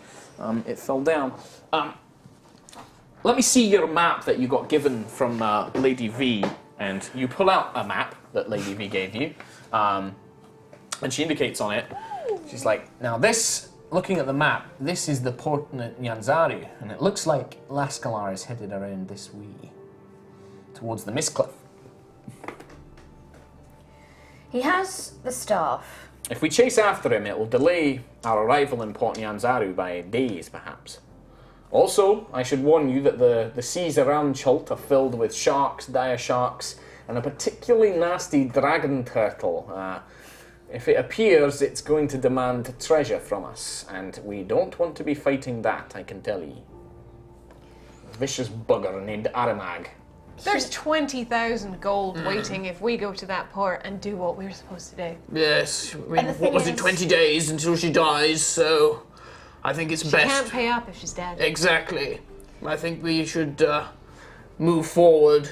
Bollocks to Flisk. Also, he needs my golden orb to make the staff complete. Yes. So chances are we will encounter him again. We've got the head start on him now. Favor pokes up from behind a load of boxes, like, is it over? Yes, my darling. Oh. I offer a hand. I don't know what to do. She kind of like takes it gingerly and she kind of gets pulled up. She looks like she's just literally been crouched behind a bunch of boxes. You can see her books are like spread out like in a panic, like they've fallen about the place. I don't know what to do. When that man came aboard, he looked like he was going. He killed Six. He killed him. Six is dead. He's and she's not- like pointing at Six's body. He's like, he's dead. He's not Oh. dead. He's unconscious. What? He's sleeping. He's having a little nap. A cat nap. Yeah. Cat nap. Yeah. Oh, good. And then I'm He's just gonna, dead. I'm just No, gonna he's prod him. fine. And And I'm just after like about trying an to hour, calm her down. you have like 1 hit point. That went well. Can I waddle over to him and cast Cure Wounds? Yeah, you can do whatever you like. Yeah, go on. Put some trousers So you on. can cast it at a high level if you want to do more d8. So you can cast it like a second level for 2d8. Third Yeah, level you're not 3d8. used to this yeah, feeling we're used to malarkey. You're not used to slots and things like that. yeah. No. So you have a certain number of slots per day, and you can use high level slots to boost it. Or you can just do a level 1/1, and you'll get a d8 plus your charisma mod. While this Yeah, is go all on. happening, I'll I'm just gonna do- try I'll and just do a calm level down 1/1. Favor. Honestly, put some trousers on. The human. Oh yeah, like there's just like seaweed hanging out at the moment. So you pull them up. No, Oh, you they're just leave them. they're just hanging at the moment. Oh, that was that was one. Enjoy So that. your What was it charisma with my modifier? charisma? Enjoy that 1 3. HP. So 4. 4. There you go. Oh, There you go, my lad. oh, I didn't realize Give him a how, pat on the head. how powerful you were. Thank I know. you. It's all in the trousers, can't you see? Yes, I feel like you might have lost some of your power last night. Oh, well, you know, she was a bit of a handful, you know what I mean? I certainly am. I start retching. I Oh, is that a believe. fur ball you've got there? Yep. That's what you get for licking your own testicles. Now, Sir They need to be Cromsby, cleaned. I think that we need to give Master Six a due. If it wasn't for his sorcery there, I think we would have been in for a slightly worse off scenario. Oh, Did yes. we- Well done to you. Did we sink the sturge? No. No, but you killed What? a lot of their crew, from what I can tell. It looked like, What I about mean, Flisk? he's had to retreat. He's still alive. Got away. Was that your fault? No. We're currently deciding, and I believe that so far it's 2 votes to nothing to go to Port Nyanzaru and not chase after him. Now, Alright. I'm simply here to... Are you happy to go to the I port? agree to go to the Very port. well, He will then. come back for us again. Very well. Favor is just like, yes, I think that might be good. Jessamine is waiting for us. A delay would be most unfortunate. I'm simply catatonic right now. That was a very funny joke. Yes. It masks the severe pain I'm in. Favor. I have a scroll that might be able to help. Oh, good. Please wipe it on my face. No, a magic scroll. I don't have to if Show it's me. not a good idea. Show me. She holds it up, looking at it, some sort of healing magic. Very well. Yes. Are you trained in Yes, I can read arts. scrolls, yes. Very well. This time you get 11 hit points back as she kind of reads it off and the writing fades. Now that is how you do spell casting. No, it was just this scroll. But the perfect way to do it is by perfect, intricate writing. A beautiful way of casting. See, if I was given that scroll, I'd have just shoved it up your arse. That would have got you going, wouldn't it? Technically, no, the magic wouldn't have taken an effect if you'd done that. You have to recite the ancient. I'm going to go. She kind of like sort of down to the ship. Automaze just looks like, well, so straight onto the port then, I take it. Yes. Be prepared.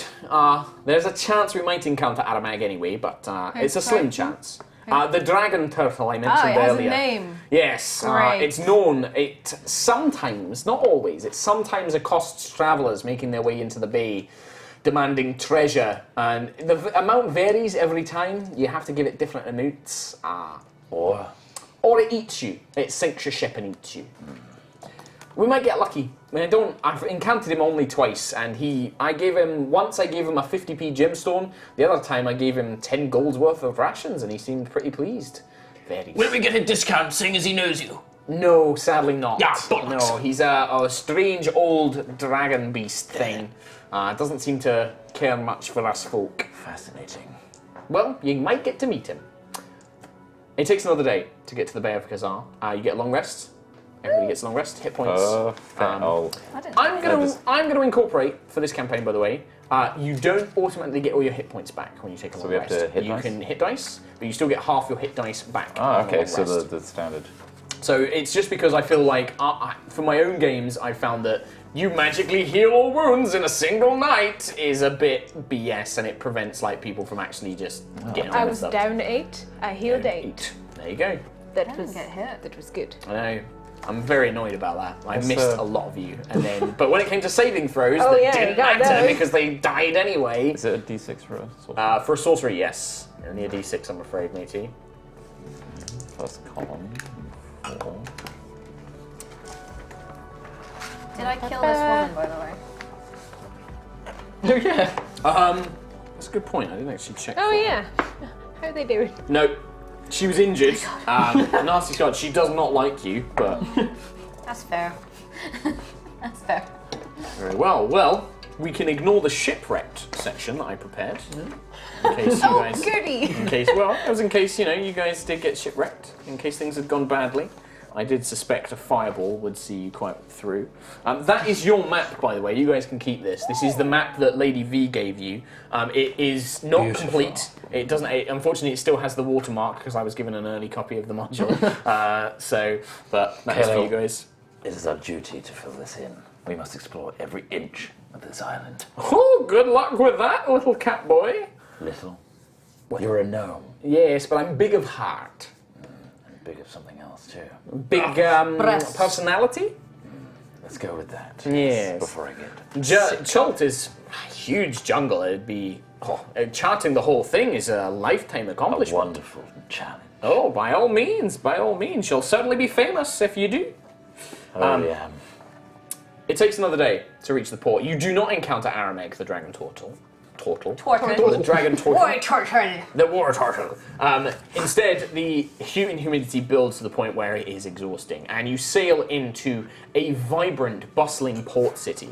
The heat and humidity of the tropical city hit you immediately. It is oppressive and draining, but the locals seem unfazed. They greet you warmly and nod and smile at your approach. Street vendors lined up along the docks hawk wares, tribal amulets, lizard meat on sticks. The sellers all speak in a language you don't understand, with rolling R's, tongue clicks, and sing-songy words that make it sound musical. A language that Favor seems quite adept in. The port itself is an explosion of colour. Buildings are painted in bright shades of blue, green, orange, and pink. Walls are adorned with murals, and each building has hanging pots and baskets of beautiful flowers and plant life. Automay remains on the ship. She bids you all fond farewell. Now, I'll be remaining for a few days, 10 possibly, 15 perhaps. I'm here to take you back when you need to, otherwise we'll be staying in a local inn, and she points to a small grubby building on the docks. We'll be waiting. After those 15 days, however, I will be returning to Waterdeep, and you'll have to secure your own travel. Okay. Don't worry, we'll find Flisk's ship. and we'll have that. Well, by all means, the seas will be a lot safer without a ruddy pirate like him travelling around. If you see him, I'll let you know. I'll send one of my boys if we spot him in the city. I'll have to go this alone so that I can chart the entire island in that time. And we'll split the money still, right? What? you said you didn't want the money. What? Remember? Food and sustenance, maybe like 10 gold. Yeah. Okay. Oh, you can well, have that's all right, 10. only 10. Yes. Yes. Give that to you out of my own pocket. Kayla, you wish to chart the entire Of island? course, my furry friend. Right. Well, your business is now your business. Favor kind of like meekly comes forward and she's like, well, the first order of business is we should find Jessamine. That's Lady V's contact. She's one of the merchant princes here in Port Nyanzaru. They kind of pretty much run everything. They also monopolize on certain trades and things like that. I believe Jessamine's is in exotic herbs and things like that, and flowers and that sort of thing. There's a lot of foliage and jungle life here in Chult. I think that she'll probably be in one of two places. It's most likely she'll be at her villa, which is in one of the richer areas called the Red Bazaar. But there's a likely chance she might be enjoying the dinosaur races, which take place in the Grand Colosseum. Each of the merchant princes has a box there. Sorry? Dinosaur races. Yes. Do you know dinosaurs? What these creatures are? Yes, prehistoric creatures. Yes. Well, they're quite common here in Chult, and they race them.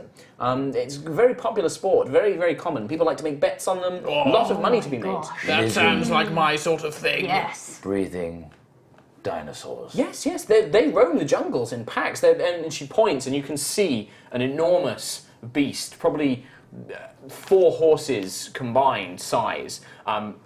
3 large horns, one on its nose and then 2 large with the large kind of circular shield-like bone structure around its head, a triceratops. Loaden with packs, kind of draped over its back on a webbing. It's being led by a few traders who are like, bah! And they're kind of shouting to it, and it's being pulled along. And the streets here are just bustling. You can see smaller dinosaurs, like almost on like little leashes being led through. People are eating them. People are like eating them like a chicken. Like they've got like roasted dinosaurs that they're biting into. Okay, Kayla. I just grab his arm and I'm like, we have to get ourselves one of those. We are not charting the entire island. It's not? just impractical. Why not? We can't do it. But what if we don't- get one of these to ride? No. Crom. Yes. If we got a really big dinosaur Oh, and we like the trained big it, bugger over there. and we Taking trained dinosaurs. it, yeah, but Emma. if we trained it really well, Yes. maybe we can make some money off of this bet thing. That sounds like a good idea. No, I'm not I going near. think we could roam the forests on the back of this magnificent We can beast. study them from a considerable Don't be distance. What's wrong with you? Such You a a scaredy pussy. cat or I something? am a pussy. Look at me. I'm a pussy.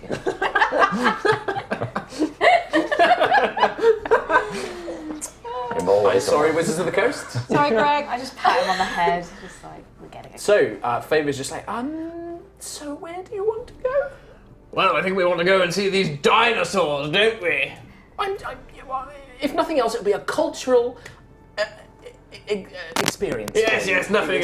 I don't want any more of that. Come on, I'm sweating like an orc's arsehole here. No offense, love, but... right. Come on. Did you say orc or ox? I thought you said ox arsehole. No, an orc's arsehole. Oh, that's terrible. Oh, no. They do get pretty sweaty. Especially out there in the mountains and things like that. Sorry, anyway, yes, come with me then. I think I remember the way. And she pulls out like a hastily drawn map and she's just like, yes, it's the Grand Colosseum. That's over in the, I need to check. Yes, it's in one of the wards. Come with me anyway and I'll lead the way. I'd love to give Automi a giant bear hug. Like. Oh yeah, she happily she gropes your breasts while you're doing it. Like she's just like, oh, I'll miss these. And she puts you down. She's like, look after yourselves, you crazy bastards coming to a place like this. Yeah, nonsense. But look after yourselves. This place is a bit of a killer, so be on your tiptoes, eh? Don't trust anything out in the city. It may all look friendly, but there's a lot of shady business that goes on here. Yeah. It looks friendly to you. Yes. There's dinosaurs. Oh, they're everywhere. sweethearts, They're really. eating them Some of them over don't there. even eat meat. Some of them eat plants. Yes, well, they could trample me. Oh, that's true. Yes, you get the big ones out in the jungle. My boys have said, tall as houses as the biggest manors in Waterdeep, they say. Okay, Sounds amazing. stop talking. Thank you. It's been nice. That's the On one. your boat of death. Make Tall a lot, one, do we? yeah. Really intimidating. Always want to show one. Favor's just like, yes, I remember now. It's Yukwazi Hall. That's hill. That's the one. Yukwazi. Yukwazi, yes. The place names might be a bit strange to our Faerunian tongues, but This place here that we've docked at. this is Port Nyanzaru. Now, there's a few things you should be aware of. Bartering is quite common. Most prices, they will try and bleed you dry, so make sure you haggle. What else? What did they tell me? Don't insult any of their ancestors or things like that, or spirits or things like that. They take that very, very seriously here. Don't treat them like barbarians either. This is a very intelligent people. They're much smarter than you will give them any credit for. They're marvels of engineering. You'll see some of their waterworks and things like that they use the rainwater to actually power many devices we don't have. So please don't treat them like idiots. They're very smart people here. The dinosaurs are beloved pets. Don't say the D word, please. The lizards are very beloved pets. Try not to hurt them. There are conditions where you're allowed to fight them, generally in the Colosseum and things like that, but generally please don't injure them. What else? No, that should be it. Oh, if we go outside the main ancient city, these ancient walls, they are quite poor areas, I'm afraid. You should watch your pockets. There is a criminal element led by the beggar kings. They shouldn't really be trusted. Keep an eye on your pockets. They may, some things may go missing. But it's not always responsible of the people. There are forest spirits that are prone to taking things here. So don't always assume that it's a pickpocket or anything like that. What else? No, that should be it. So, to the dinosaur races. Right, so don't let yourself get pickpocketed. Don't hurt the wildlife, and don't treat the savages like savages. Off we go. No, Cromsby, you can't use that word. What? Don't use that word. No. Oh. This is a cultured people with a wonderful and rich history. They are very, very, very well. No S word. No. Simpletons, then. No. Simple folk. That's a bit better, surely. I put folk at the end. I think that maybe just folk. Right, mum's the word. Yeah. Thea, please. Hey, I don't control him. Oh, right this way. And if anyone tries to pickpocket us, I've got you to keep your eyes out on people. Break some arms, Yeah. Fortune reaches in and she pulls out what looks to be almost like an extendable rod. Favor. She pulls out an extendable rod, pulls it out, and it turns into a parasol that she puts up, and she kind of leads the way with it. She's like, this way. Favor. Yes. We were on that ship for how many days? I use this almost every day. Did you not notice? No, I was too busy looking at the deck and not the water. Oh, I'm sorry. Yes, no, this is to keep the sun off. I've only got one. Are you quite warm? Keep moving. Just furry cat man, Baking. She leads you through these incredibly dense, populated city streets. There's a couple of things you notice along the way.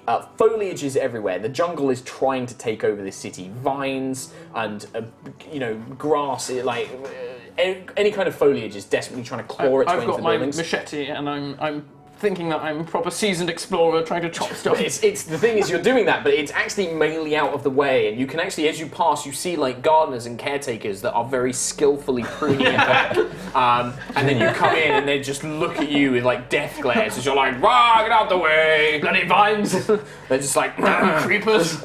Unfortunately, Favor just gives up on trying to help you. She's just like, "Oh, fine." But yeah, the foliage is trying to take over. They have these kind of quite well revered. It looks like gardeners and caretakers trying to keep it away from the main buildings and streets. Speaking of the streets, there are massive rain gutters here. They're 2 feet wide, and it all flows downhill. The actual city is almost in a basin, and then they have the rich areas built up on hills, and it looks like the rainwater just flows through the streets. There are water wheels built into buildings that look like they're powered when the rains are running.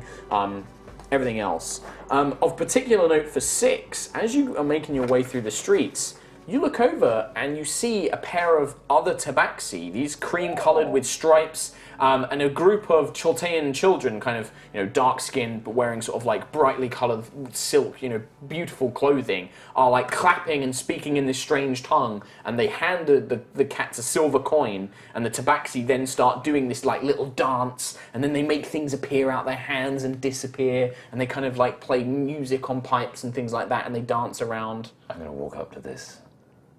They look at you, and they kind of I'm taking off my robe. their eyes widen and a big toothy fanged grin, and they clap their paws together. They're like, "Brother, welcome!" You are a disgrace to my kind. What? Dancing for pittance. What is this? He looks at you, he's like, how dare you? We are minstrels, this is our job, it is a sacred tradition. What are you? And he like looks at you, some sort of robed bookworm perhaps? I mean, that's a very astute observation. Congratulations. Would you like a silver coin for that performance? They like puff up their chests and they get in your face. One of them, he kind of walks up to you, he's like, you better watch your tongue in this town, little cat. You better watch your fur and this little flame on my finger. He's just like, so you think a little bit of magic is going to scare us, Oh eh? no, it's very much fire. He just raises his hand and it goes icy cold. And he's just like, you're not the only kitty with a few tricks up its claws, little pussy. And then it just goes like, you better watch yourself. The big panther will be keeping an eye on you. The what? And then they just back off. I mean, you're meant to tell me what that is. And they just do this. Unbelievable. I'm just watching this, like, incredibly amused. The children look up at you and they hold up a silver coin.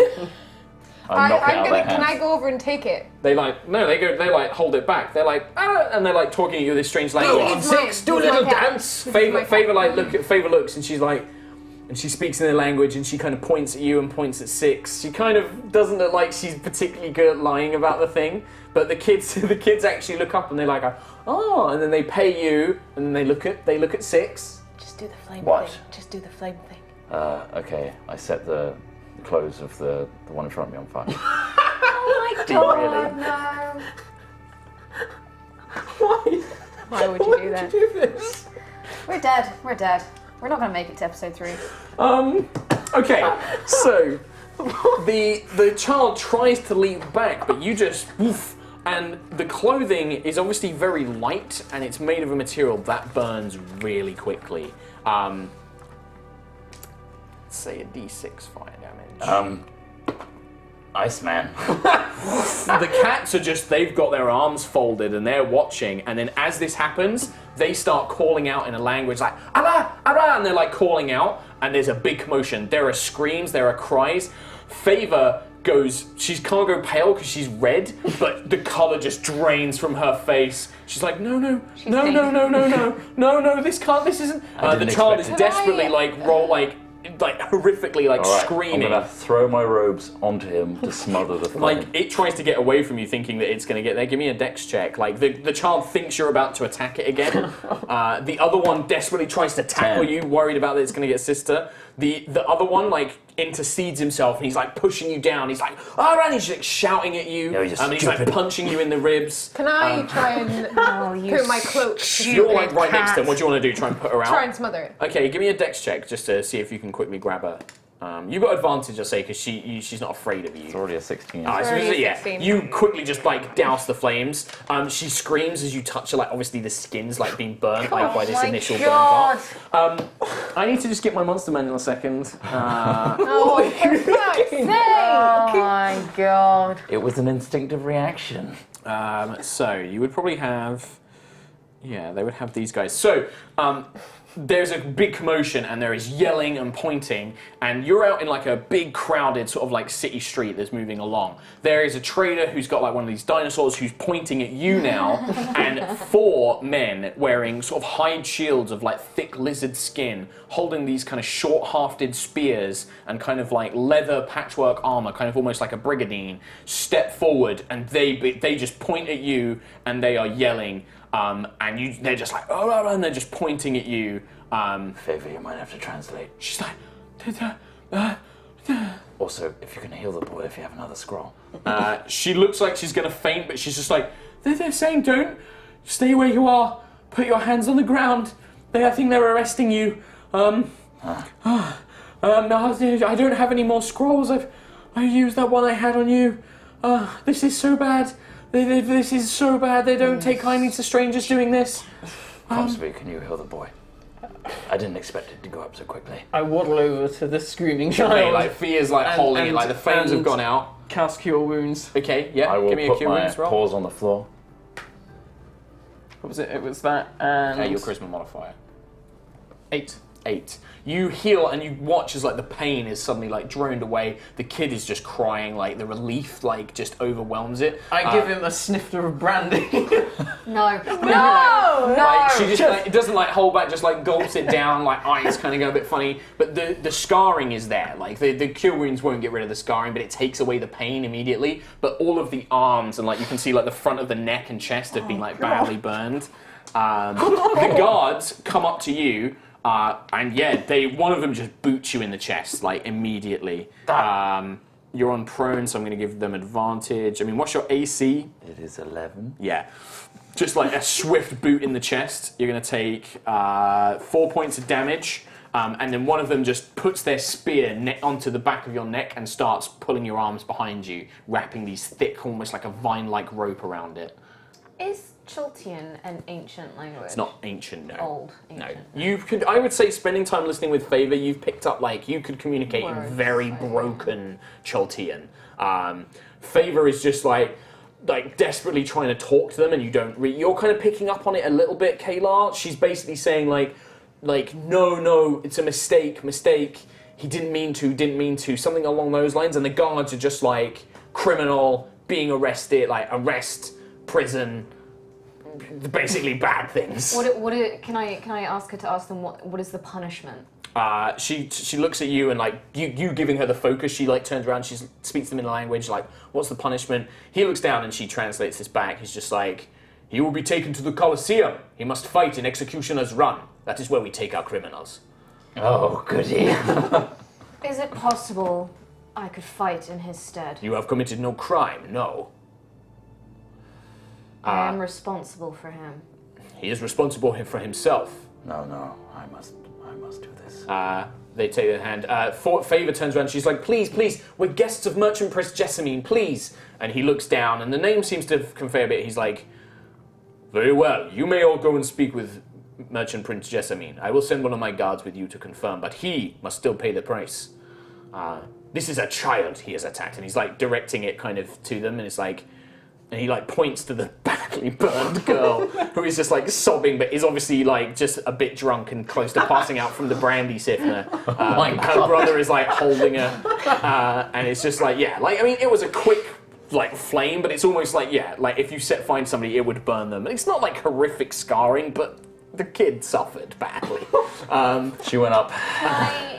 Can I go over to the kid and just try and calm her down? I mean, she's pretty, like, just out of it. Like, between the brandy and the healing magic, she's, like, not in pain, and she's just kind of a bit out of it. Yeah. But, like, look, as you get closer, it's like, oh, that's pretty, like, sore and Gonna red. need more than Savlon to sort Yeah, out. exactly. Like, maybe in time as she grows up, and, like, because she's young, the skin may heal a bit better, but it's not good. I was expecting a tiny little, like... You said I set her clothes on fire. Yeah. You didn't say, like, I'm going to singe her, like... Eyebrows. Out, or a ponytail or something. You said, I set her clothes on fire. Oh, thank God you didn't set her ponytail on fire, my God. Yeah, well, that would have probably been okay. Like, hairs, well, I don't know, like... That felt worse in my mind. So the question is, what do you guys want to do? Like, do you want to go and find this merchant prince, or do some of you want to go with 6? They're dragging him to this thing called Executioner's Run.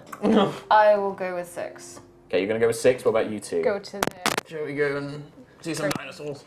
Trample a cat. Okay, so I'll give the description. So you two are led. Katie's mic has moved. It's not moved slowly. since I started.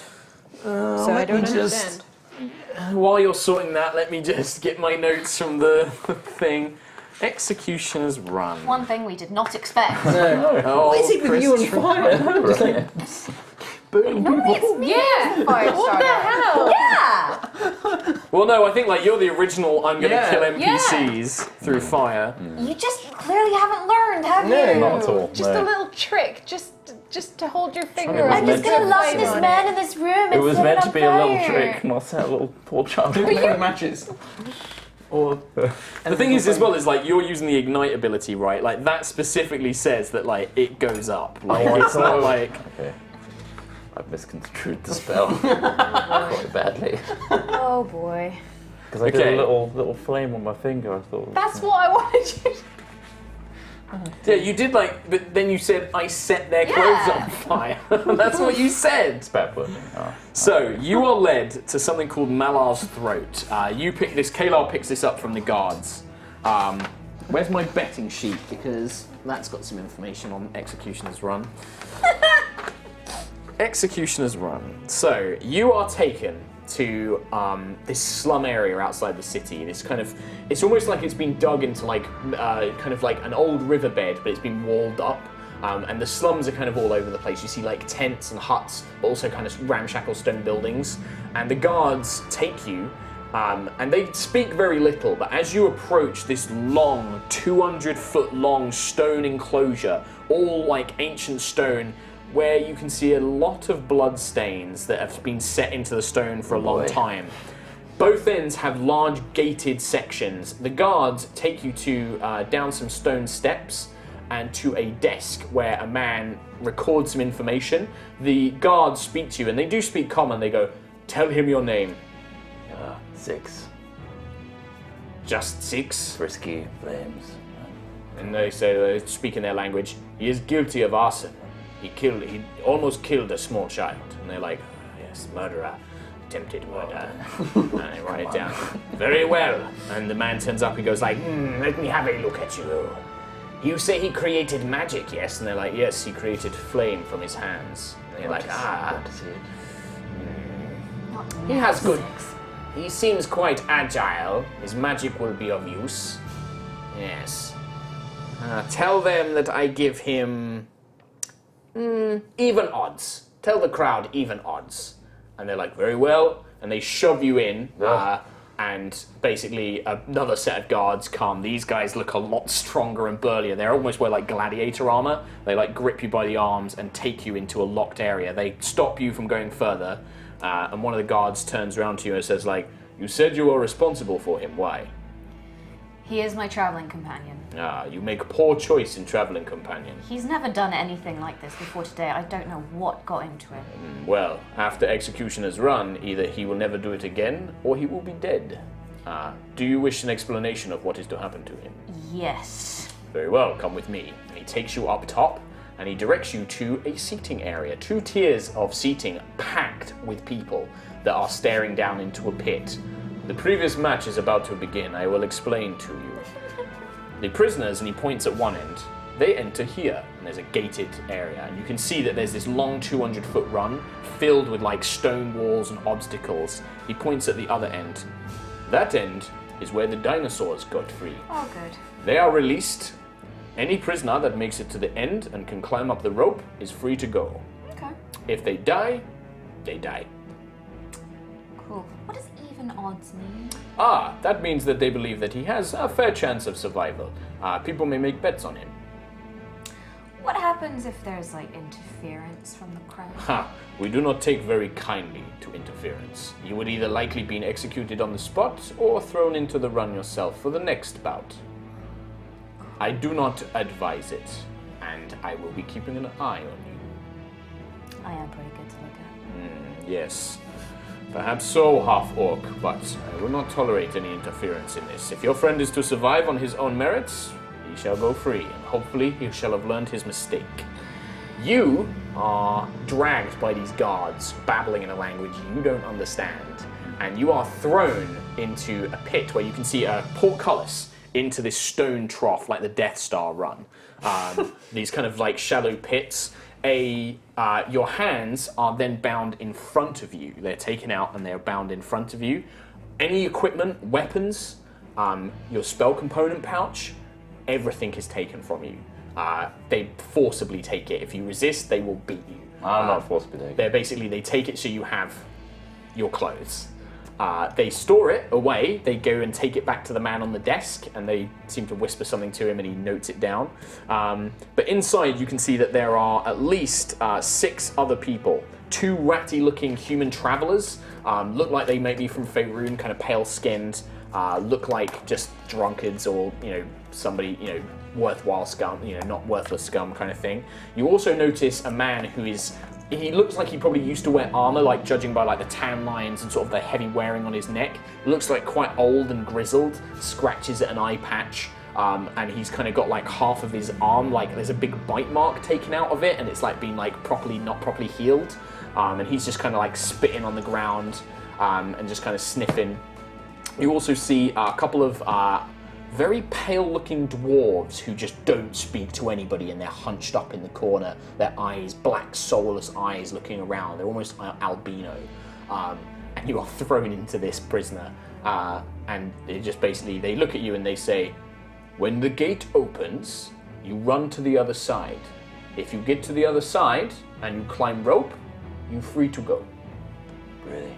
Yes? And you're all doing this? This is the guards, and then they shut the door. The man sort of hears you, the grizzled man, he's just like, yep, what they say is true. You get to the other end, you climb up the rope, free to go. One rope? One rope. All of us? He looks around, he's like, I think I'm probably the only one that's going to make it, so... Good luck to you. Good luck to you.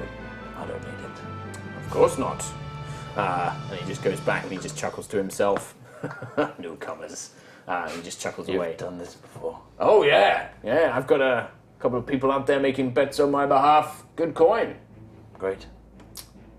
You learn a thing or two about avoiding dinosaurs when you do a few of these runs. I didn't know dinosaurs were alive until 20 minutes before I Oh. set a small child on fire. Well, you're going to get an up-close experience with them.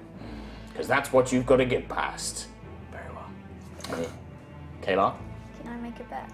Yeah, if you want to. Do you want to bet? So the guard explains to you, he's like, you may bet on a number of things. It's not conventional betting. You may bet if a man will reach the end and free himself. You may also bet if somebody will kill a dinosaur. If no one will make it out alive. You can basically bet on whatever you wish. I would like. The more outrageous, the better the odds. I would like to bet that 6 makes it out. Very well. That will be even odds, even wager. 10 gold. Very well. I will inform them. He takes the 10 gold now. It goes down. Okay, you two. You are taken along with Favor, who is in a panicked state. She's just like, oh no, they've sent him to Executioner's Run. That's bad. He's dead. 6 is dead. No, he'll be all right. No. Want a snifter of this? It'll put your spirits up. A snifter, I said, not the whole thing. No, I needed the whole thing. Oh, that's so strong. No, you don't Put understand. hairs on your chest. Very few people make it out of Literally. Executioner's live. It's their run, 200 feet, dinosaurs at one end, 6 at the other. He's got to run past them all. No, he's a cat. He's an agile fellow. No. He'll just do a bit of this and a bit of that. Better him than me, I'm telling you. They might have a T-Rex. A what, Rex? Big one. Oh, crimes. Right, okay, well, never mind. I'm sure it'll be fine.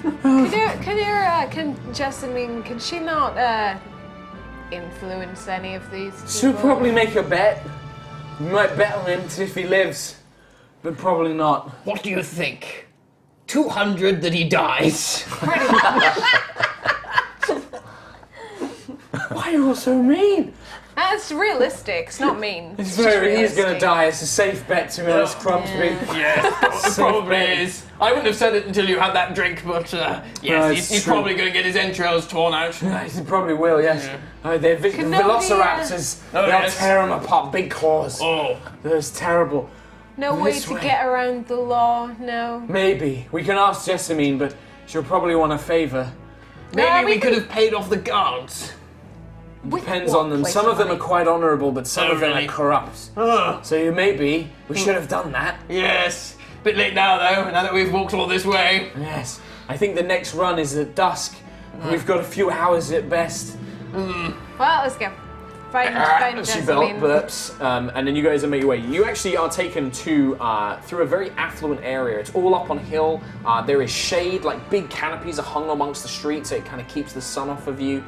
You can see very wealthy merchants in vibrant colours with all sorts of like necklaces and rings. They beckon you over, and they all speak common here. They're just like, "Oh, my friends, travellers, please come. Have you ever tried dried velociraptor, please?" And he tries to entice you with little samplers, and then they offer you all these different things, spices that you've never heard I'll of. go for some velociraptor. Yes, Funny yes. story, a friend of mine might be getting eaten by one of these. Funny story, my brother was eaten by one.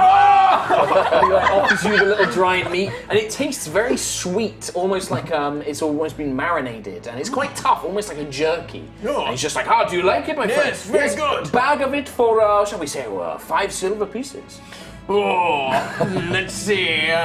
Make it down to 2 silver pieces. Oh, 2 silver. No, Come on, we have a You don't bond, my understand. friend. We No. both have friends who have just been eaten by these beasties. 4 silver pieces for our bond, my good friend. And he shakes your hand. Yes, 4 silver pieces. I get you a bag now. I'll get you a bag now. And he brings it over. 4 silver. Oh, go on then. And You he's like, wooed yes. me. He just takes it straight away. He's like, yep, that's done. Gives you a small bag. Lovely. Have a nosh on that. Go on. No. No, all right, more for me. What about you, Favour? Do you want one? Feeling a bit peckish, you're looking a bit peaky. Yeah, a little bit. Yes, protein would be a very good idea. You Yes. know. Just like panicking to herself. She leads you through the streets, and you come across a grand building, a circular stone structure. Kind of, you can see that it's got this grand kind of stadium. Tiered seating, these little boxes where you can see plush velvet seating and figures being fanned in the shade, and you can see that there is a racetrack, and around it there is like a loud clap or a loud noise that is like echoed, like almost like a loud thunderous bang, and then from the starting point, dinosaurs of all these different sizes, triceratops, young T-Rexes, velociraptors lashed to almost like a little kind of chariot, begin racing around in like desperate things, and the riders even attack each other as they're going around. They like hurl spears Look at and the whips. buggers go. Brilliant. And they just like chase each other around, and the crowd loves it. They go absolutely crazy. You are led inside, and Favour speaks with a few of the guards, and she shows them some sort of letter. Kind of, "We're here to see Lady Jessamine. I have a letter of introduction." She shows it there, like, "I'm a scholar from Waterdeep. Yes, that's us. Yes, Lady V. This way." And she like gestures you over, and she like pats Fear on the shoulder. She's like, "They're very welcoming when they know that when you're with the society. They love us. They love us." And she's like, "It's very good." Don't She, touch me. Don't touch me. Sorry. And then she leads you through, and you go up a few stone steps, and you are led out into basically a spectator box. And there is a lovely breeze from these kind of people fanning this woman who is wearing silk, beautiful, airy, kind of loose silk robes, and you can see that she has bandages wrapped around her arms and almost like snake tattoos. And she turns around, she has like tied back, thick, black kind of like dreadlocks. She turns to you with these kind of dark chocolate eyes, and she bows her head, and she's just like, "You must be the one sent by Lady V." She bows her head. "I am Jessamine, one of the merchant princes here. Welcome. I was told to expect more of your number. Is there only 3? Funny story. Seems that one of us is in a little bit of trouble already. You don't waste any time here in Port Nyanzaru, do you? He's been taken to Executioner's Run. Don't know. Yes. Quite the tricky predicament there. I am assuming you would like me to pull some strings. If you wouldn't mind, madam, that would be awfully kind of you. I can attempt to do so. However, it depends on the guards who are currently there. Some of them are under my employ. Some of them are under the employ of my competitors, shall we say. The competitors, if they know that this friend of yours is here to see me, they will likely endeavor to try and see him killed. Yes, I will do my best. We have much business to discuss. Please take a seat. Enjoy the races with me. Oh, thank you very much. Come. And with that, we're going to end today's High Rollers Uncharted territory. Well, Oh, Trotty Sam. Thank you very much for watching, guys. We will be back next Friday. It's 10:05. Yes, thank you, Steve. Sorry that ran on a bit long. If we have donations, we're going to try and read through them quickly, but we're going to stop the stream over on D&D. Thanks for So it doesn't watching. mean that we have to restart. So if you're on the D&D channel, Restarting. thank you very much for watching. Hope you enjoyed it. We'll be back next Friday, same time, to see how things go. Will 6 survive Executioner's Run? We'll have to find out. Also, later today, 7 p.m. we have Dragon PST, Friends. Dragon Friends. PDT, 7 p.m. PDT. It's Dragon Friends. Dragon Friends is on on. Twitch TV / And D&D. then we will be on our regular stream, which is on twitch.tv/yogscast at 5 p.m. BST on Sunday for our regular campaign.